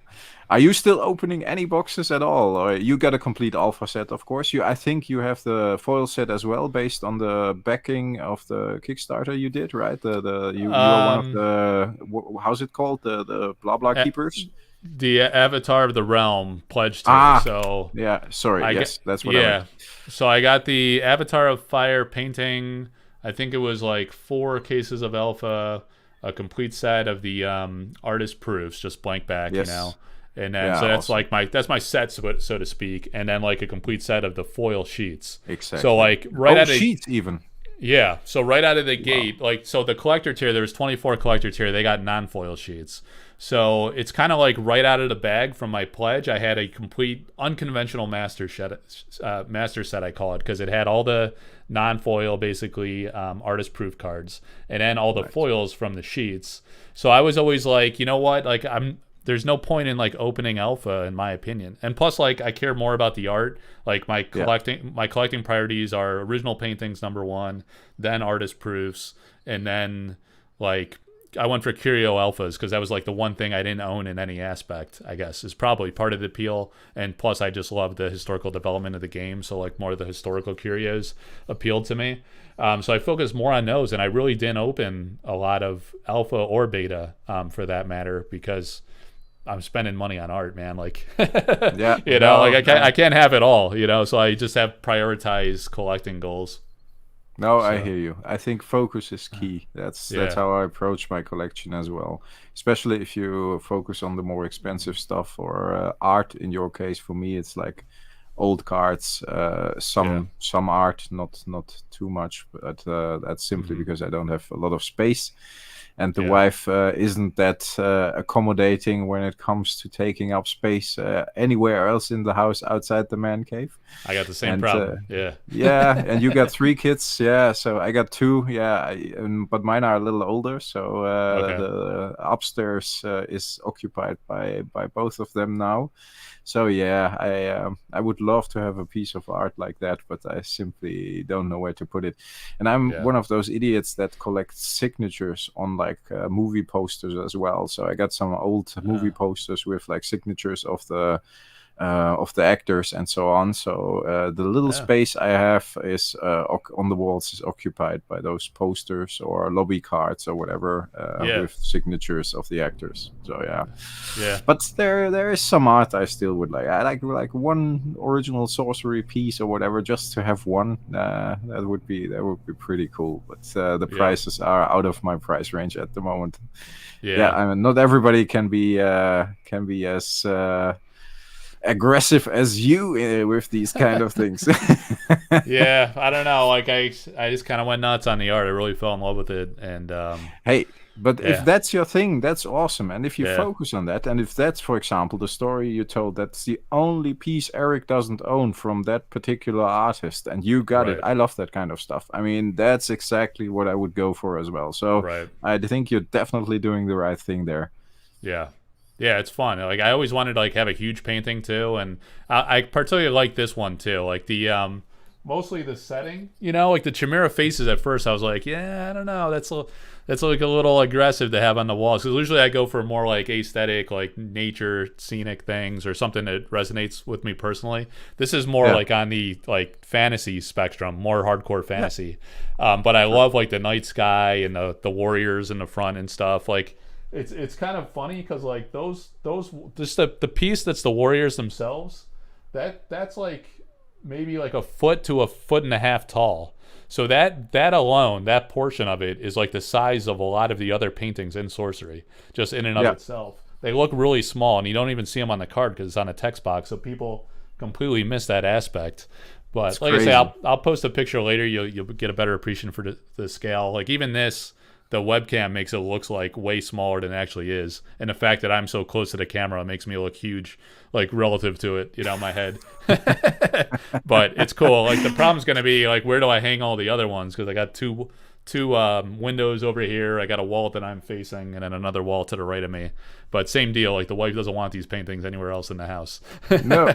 So I got to figure it out, I definitely can relate. You have to figure out something, and if you're like a collector like I am, you got a lot of other shit too, then you start having a space problem. Yes.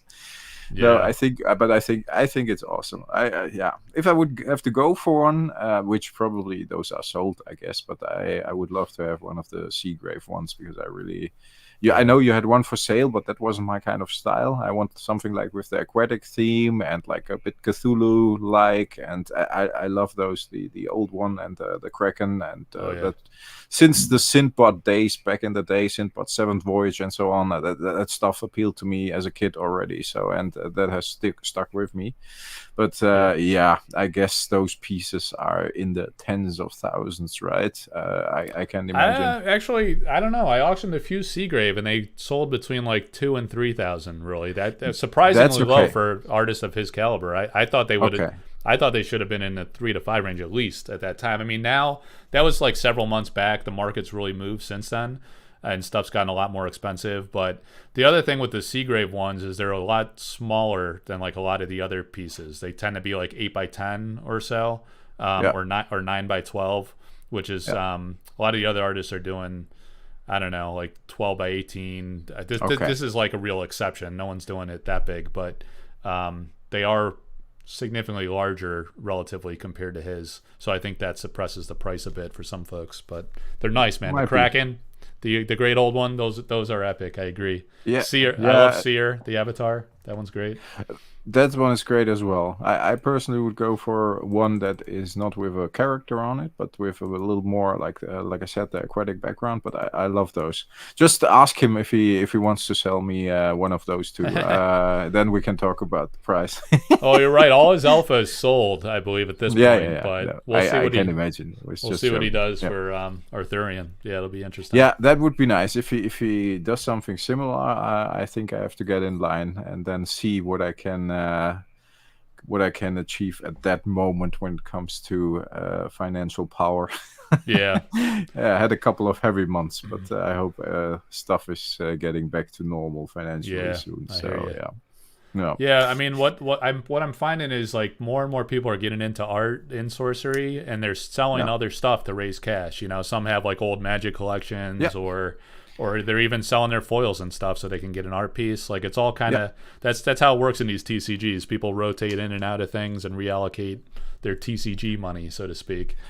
No, I definitely, and I think it doesn't help that Magic the Gathering has experience. At least it helps Sorcery, but it doesn't help Magic the Gathering that they have experienced a lot of problems when it comes to keeping their old fans and supporters happy, because they reprinted a lot of stuff, and the way they treated the game over the last few years hasn't been very beneficial for the love of the game, of the people. And old players like me are getting more and more disconnected, and that leads to liquidating old cards and old collections, and people are still enjoying that kind of stuff. So yeah, Sorcery is the perfect substitute for that fix, because it's the old art, it's even the old artists they know, and it's exactly the way Magic the Gathering used to be. And I'm not saying it's a copy, it's completely different.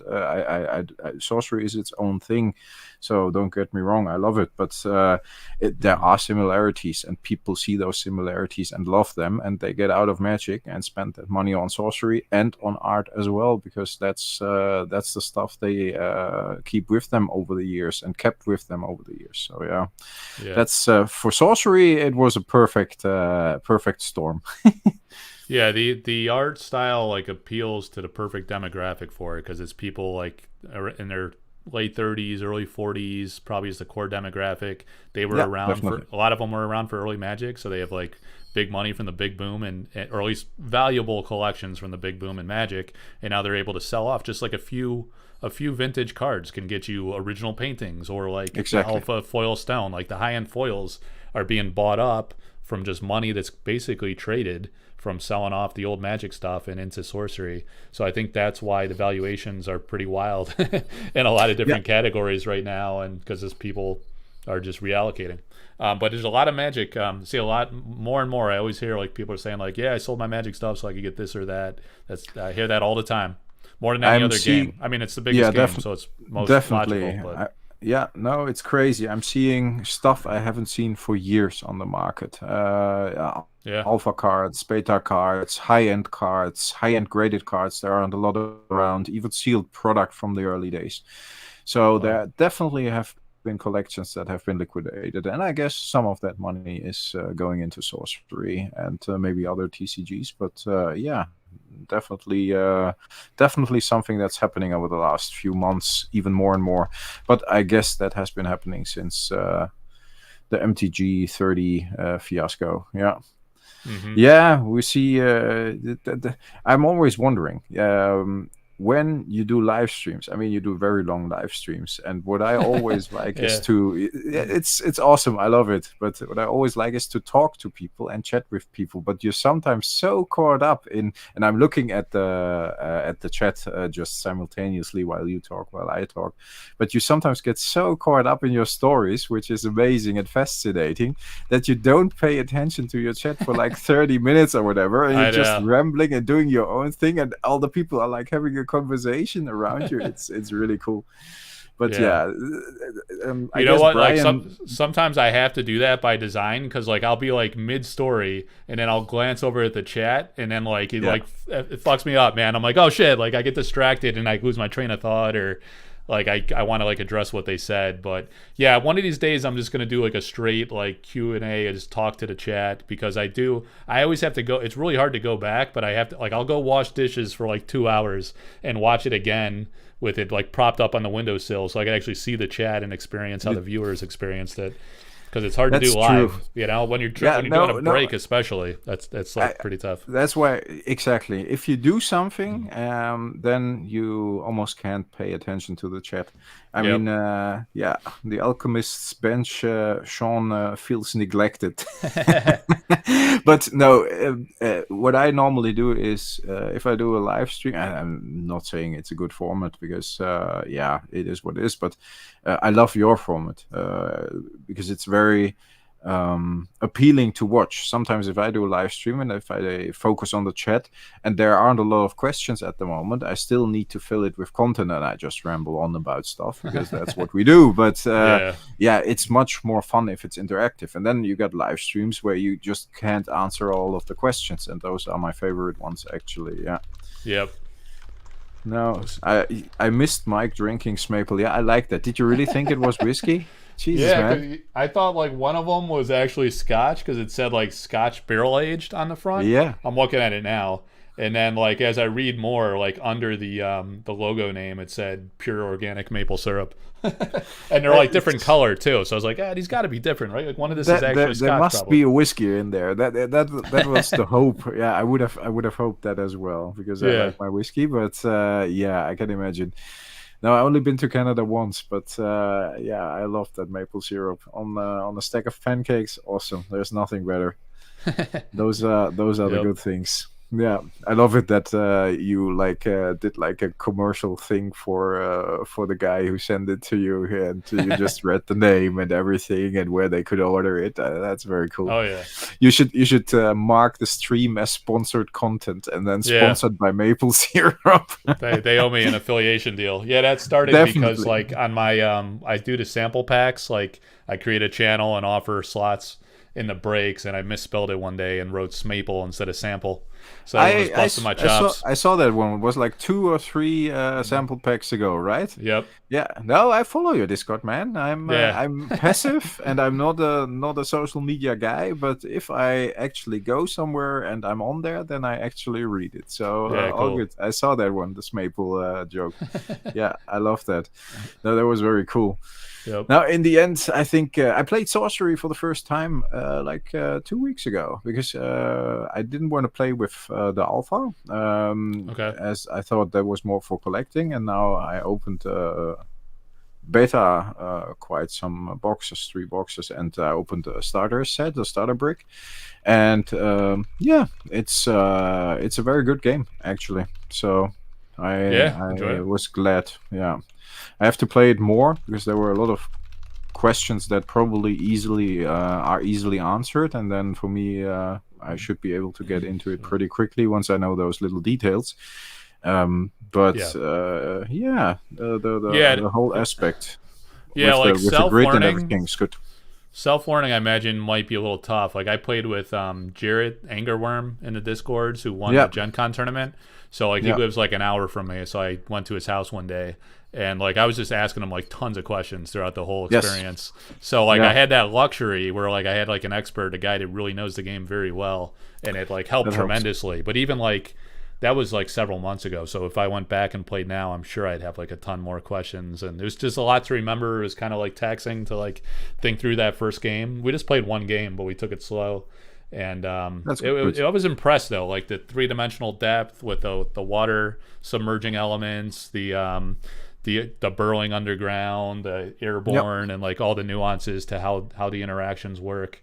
It was like really fun and impressive, and the flavor, like I could tell the flavor from title, illustration, type line, and game mechanic just by looking at it. But like when you have the interactive game experiences, it like really enhances the cards to a next level, and it really makes you excited about paintings and proofs and the artists and stuff. It's all like interconnected, and you got to do it all to really get the full experience.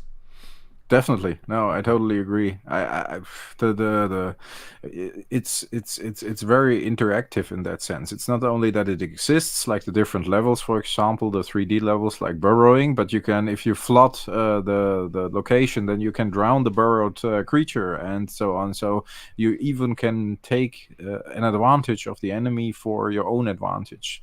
You can turn it into your own advantage, and the flavor of the cards, and I hope I played it right, but you have to deliver the death blow to the opposing avatar right after you brought the life to 0, and I just couldn't get there because he had like an army around it, and he was moving forward, and I was at 0 life as well, so I was like, yeah, shit, what I'm gonna do? But then I draw a teleport, and I just teleported to the avatar and delivered the blow. But is it really the case that you only can do things in your round, right? There is nothing like an instant or interrupt, so you can't like counter in the enemy round? Yeah, that's right. There's only one card that has the dodge roll card where you can evade an attack. That's the only one that survived that you could play on your opponent's turn. Like early on with the, Dispel and Disenchant, those were cards that they had this quick effect. They called it quick. It's like a counter spell, like in Magic. You could play it on your opponent's turn, but they did away with that. It was like too problematic, and they didn't like. A lot of people complain. They hate counterspell in Magic, like people either love or hate. I remember I played it all the time, and it was like I would play the blue decks a lot, and like I'd play red fire decks too because those were fun. But I remember the counterspells were like pretty epic. I love the artwork. I love the effect of it. But it seems like it's become very controversial in modern gaming. It's very polarizing. It is. On the other hand, I think it's very satisfying that you still have something you are able to do when it's your enemy's turn, and you still can survive. Because now he couldn't do anything against the teleport, and actually he had like the majority of the board and the majority of the sides covered, and that was a bit like he should have won.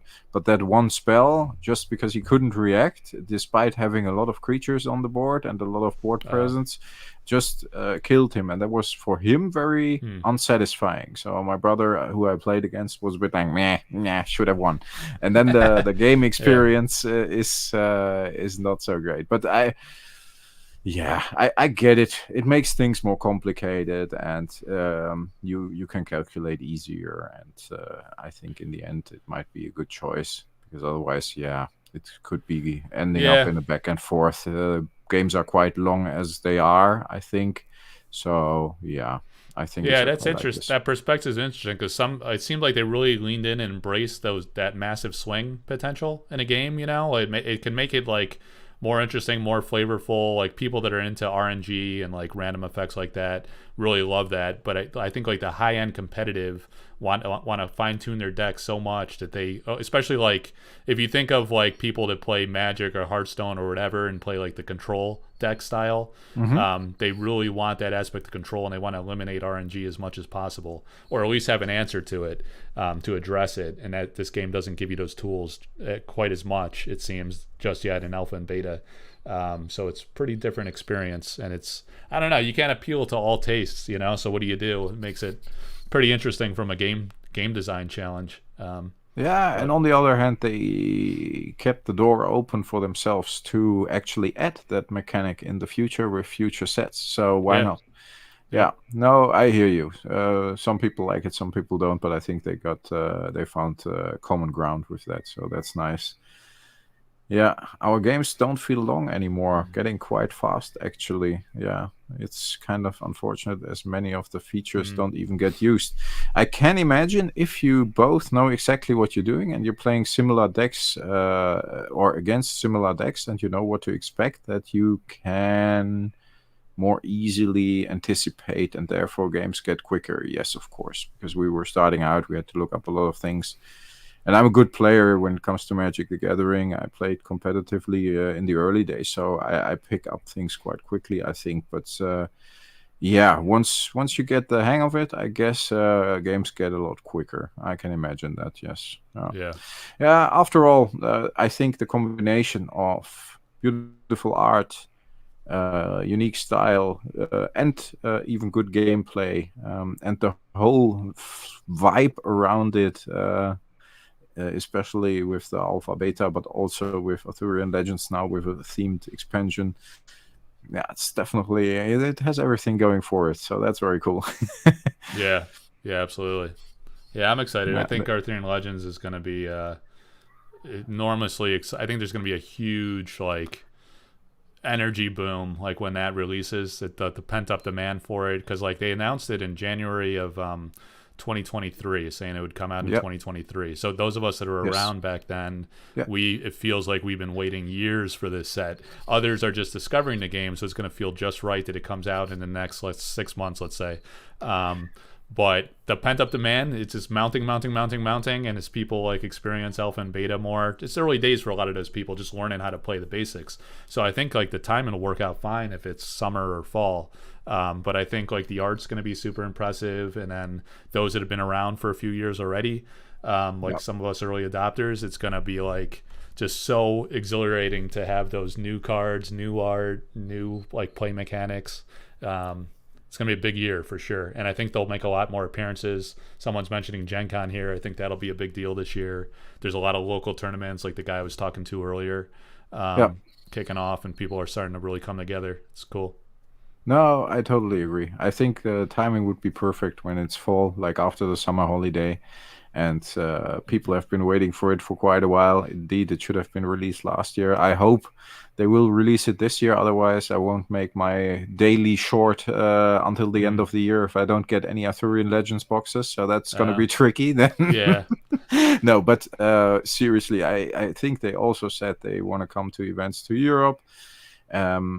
All that combined with the fact that finally after a few years, when was the Kickstarter? I think I backed it in 2022, early 2022 or something, or even 2021. No, the Kickstarter? Yeah. It was 2023, last March. The Kickstarter? For Sorcery? Yeah. Yeah. No. March 2023, right? Oh, has it? Yeah. Really? Oh yeah. I think I thought it was 2022 already, but it was 2023 indeed. I can have a look because I backed it, but that was the problem because they delivered it here so late. It was delivered. Oh wait, no, maybe you're right. No, you're right. We paid for it in 22. It delivered in summer of this past summer. Yeah, that's what I thought. Because they took their time with Europe as well when it comes to delivering. And then I was leaving on summer holiday with the kids, and my case was like, deposited somewhere in the neighborhood. And I was like, shoot, I'm never going to get this one.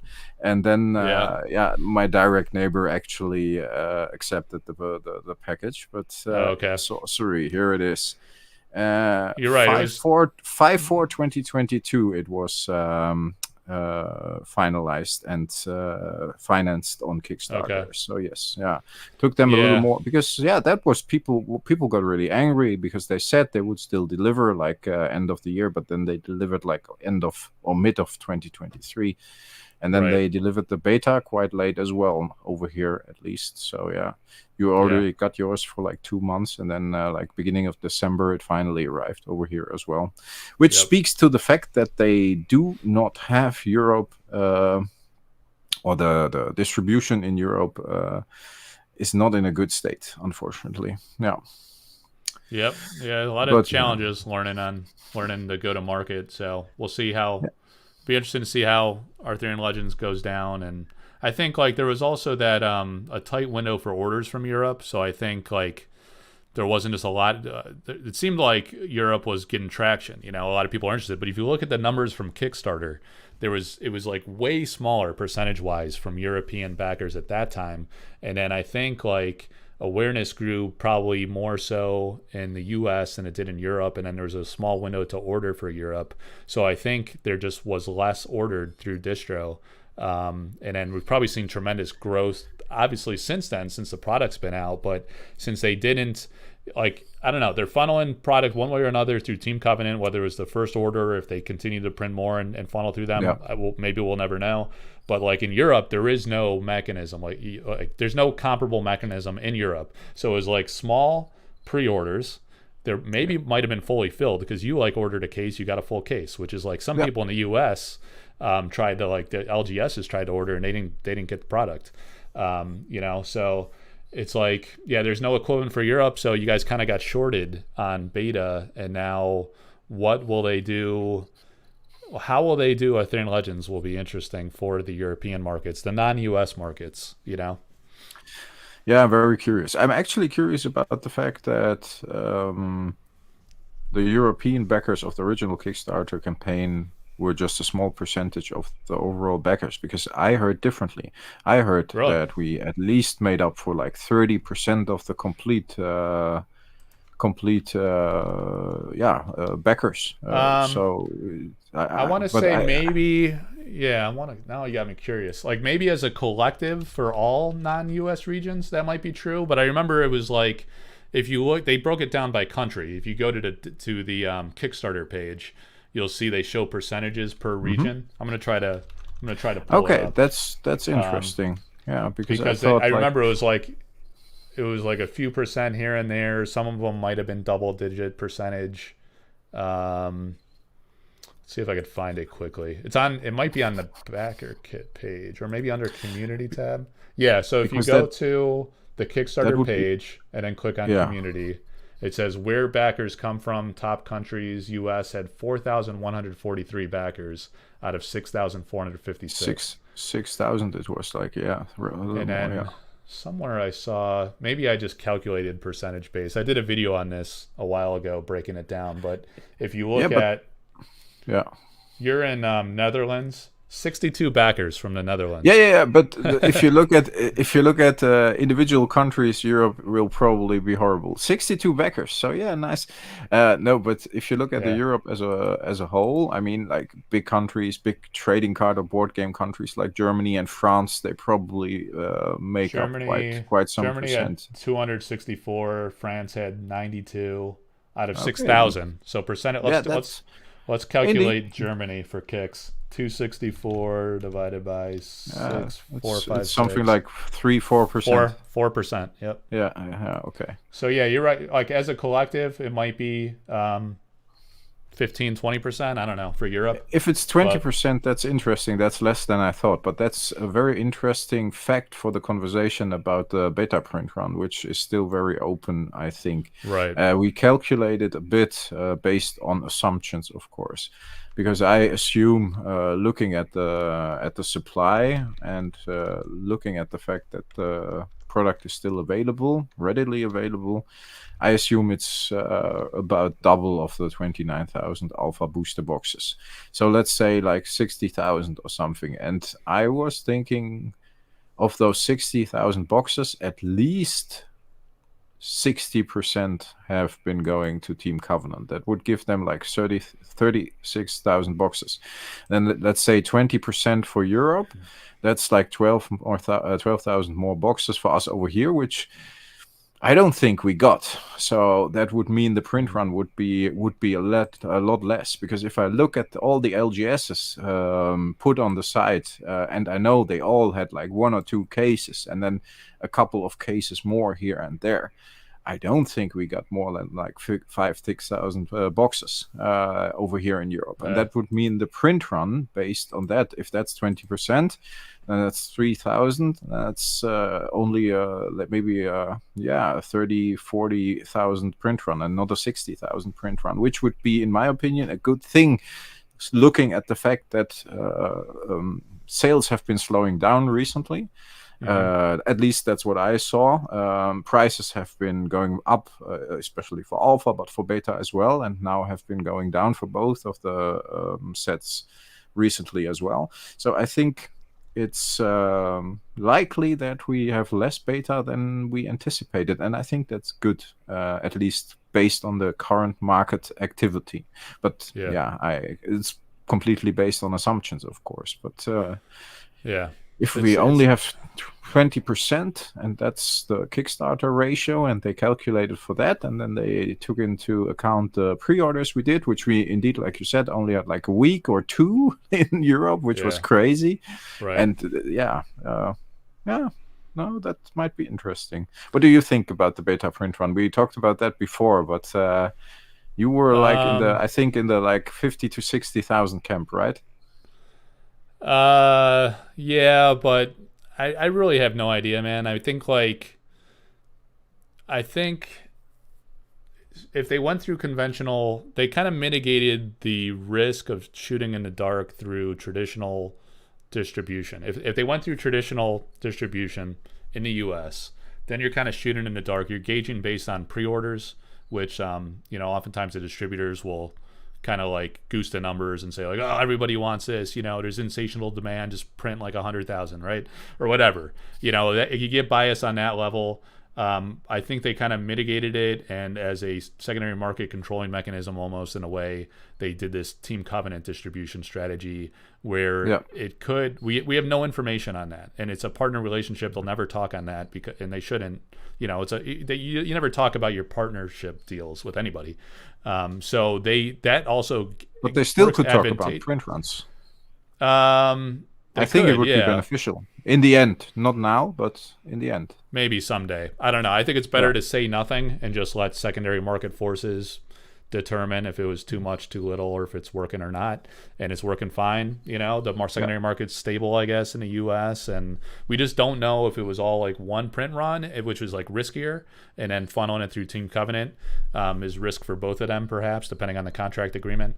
But then, or if they were able to print more, which is not trivial. You can't just like turn on the printer, like you say. You got to get in line and reserve a certain amount. It could take months for them to do the work to print it and fill it. So you're still guessing to some extent what the demand will be.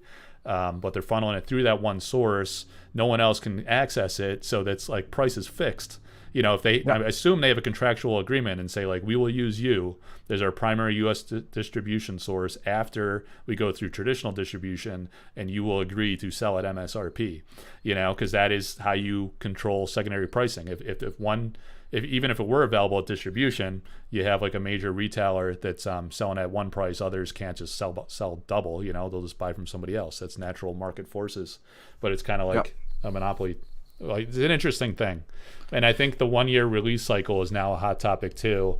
And I think what's going on, you mentioned like price retraction a little bit on alpha and beta. I think like in the singles market, it's like a liquid for certain cards, but it's like booming in others. Like the high-end foils, that is kind of predictable that the high-end foil uniques and elites that are extremely rare, people are paying a lot of money for those that are collectors and set completionists, because they're so illiquid, so hard to find, that they only have one way to complete that set. There's not many being offered, so there's like a massive supply and demand imbalance, and people have that easy magic money where they can rationalize selling off a couple cards and just doing what it takes to pick it up. But it's kind of interesting too. Like, I think the retraction is a function of, first, like booster box prices being so wildly high for alpha, and then people getting towards completion of their set. There's no reason to buy sealed and crack it open, or buy like a bunch of cards. They already have the cards, so they're going to more alternative categories like art, sample cards, artist proofs. It actually helps those segments and those niches, those other collectible segments, because people are satiated on their set collecting, and then they'll pivot to art until Arthurian Legends comes out, and then it will swing back. I think there'll be like big demand for cards, and then it'll be satiated after a few months, and then again, I think like the art categories will be in focus and will have value. That seems to be how it's playing out. Yeah, it seems like a reasonable point, and I think that's true. Mainly if you talk about alpha, but if you talk about beta, the singles are pretty available, and prices are still okay. And that again lets me wonder what the print run is. But I think, like you said, on the one hand, it's good. It plays in their advantage. I think you said that like a few weeks back. It plays in their advantage that they don't disclose the print run at the moment, because keeps people guessing, and they decide themselves if the market is satisfied or not. And currently I think the market is satisfied, because there are a few voices that would like to get more product, mainly in Europe, but for the rest, everybody seems to be like, yeah, I'm good. And boxes the market doesn't seem to be flooded with boxes, but it doesn't seem to be empty neither, and that's okay. But in the end, every time a print run is released, especially if you have only one product release a year, that product also is a very collectible product, which still is the case. As you said, set completionists are looking more for alpha cards and therefore pay higher prices than players. Players are looking more for the beta cards, and those cards are more available and cheaper. Then releasing the print run might add to that collectability and to that factor, at least in my opinion. But yeah, maybe they never released the print run. For some Magic the Gathering sets, they never did. For the early ones, they did, and I think it did them good in the end, because it showed that the product is collectible as well. Something they came back on over the last few years, but now turning back into because they see it is not working.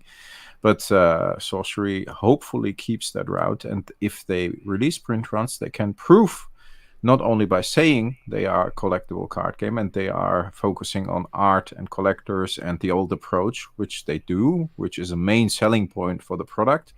They are also proving it. But yeah, we'll see. I don't need to know exact print runs. I think my estimation is that far off.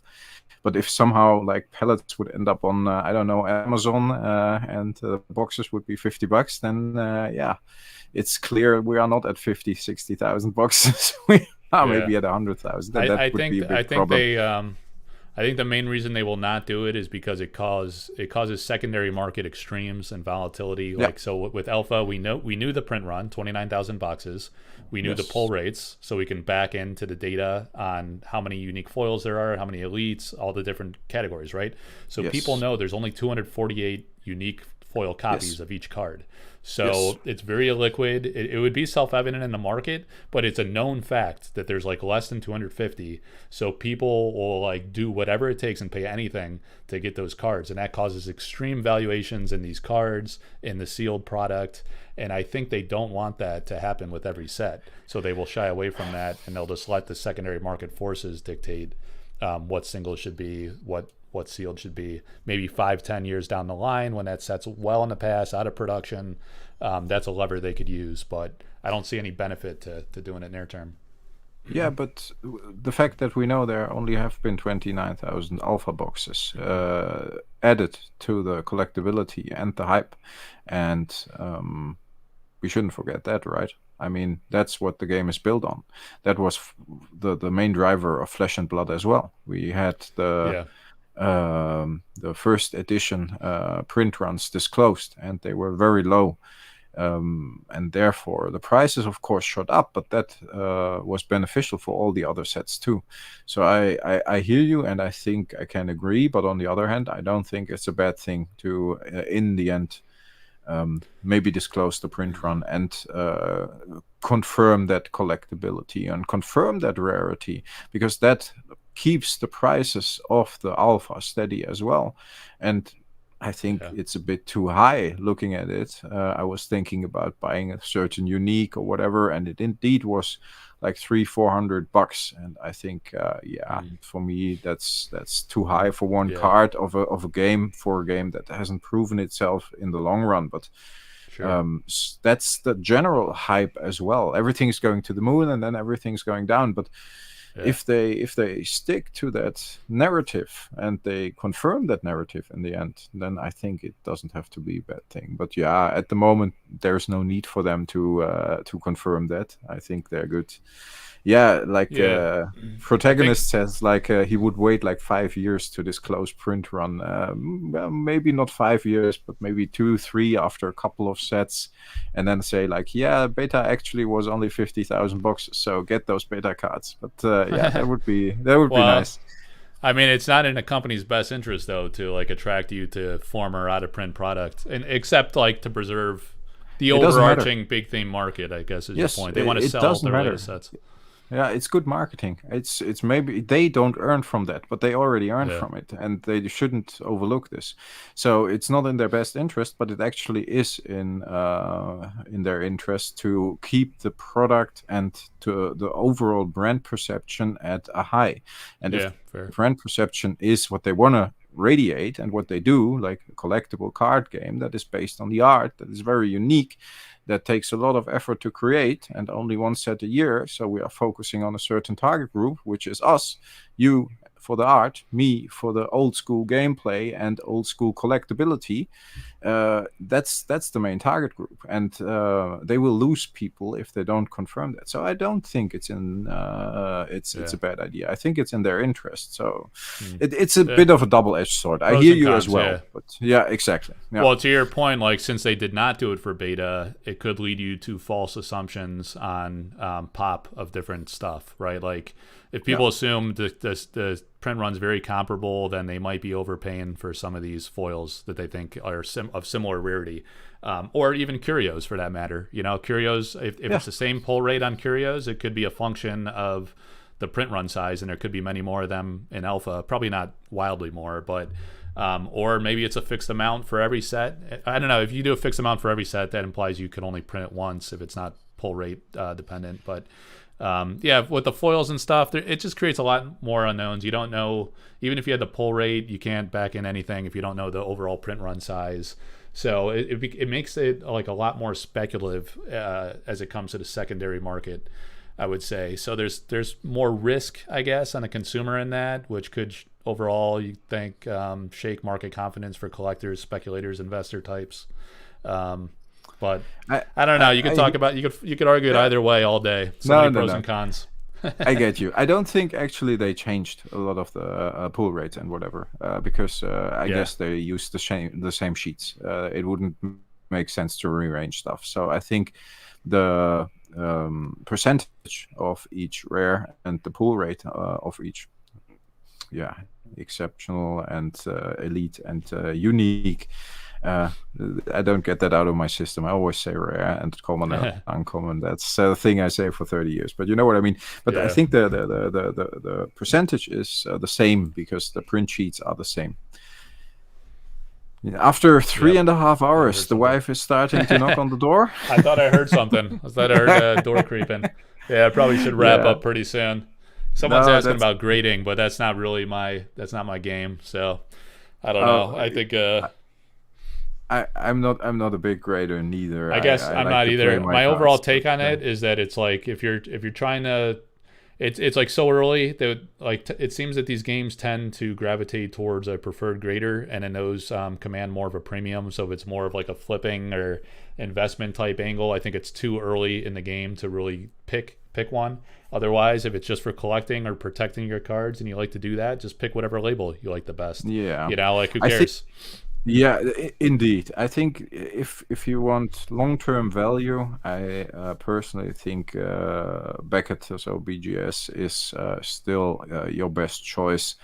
I will actually try PCG, the new one, the one Rudy acquired in the US, but they opened the European branch as well, and I will try that one with probably one of my Philosopher's Stones just to see how it is. I'm not a big grader, like I said, but be very careful with new grading companies in general.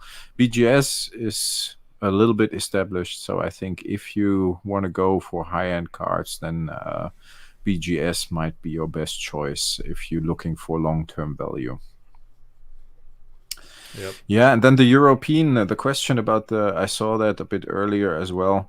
It's awesome that we are, by the way, two of your favorite sorcery YouTubers. That's nice. That's nice. I'm considered a sorcery YouTuber. I love that. Yeah, I made a lot of sorcery content recently.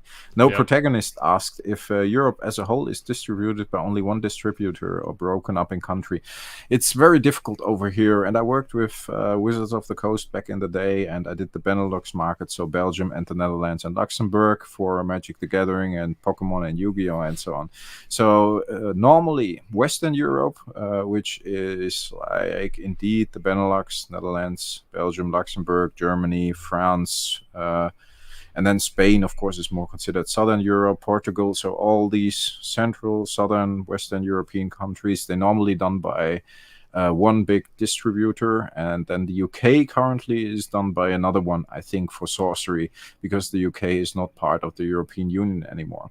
But the rest of Europe, I assume, is done by only one and that's who the stores have to go to. And I think they had to pre-order very early with that distributor, and that's why they were still reluctant to put in big numbers, because the game wasn't really established.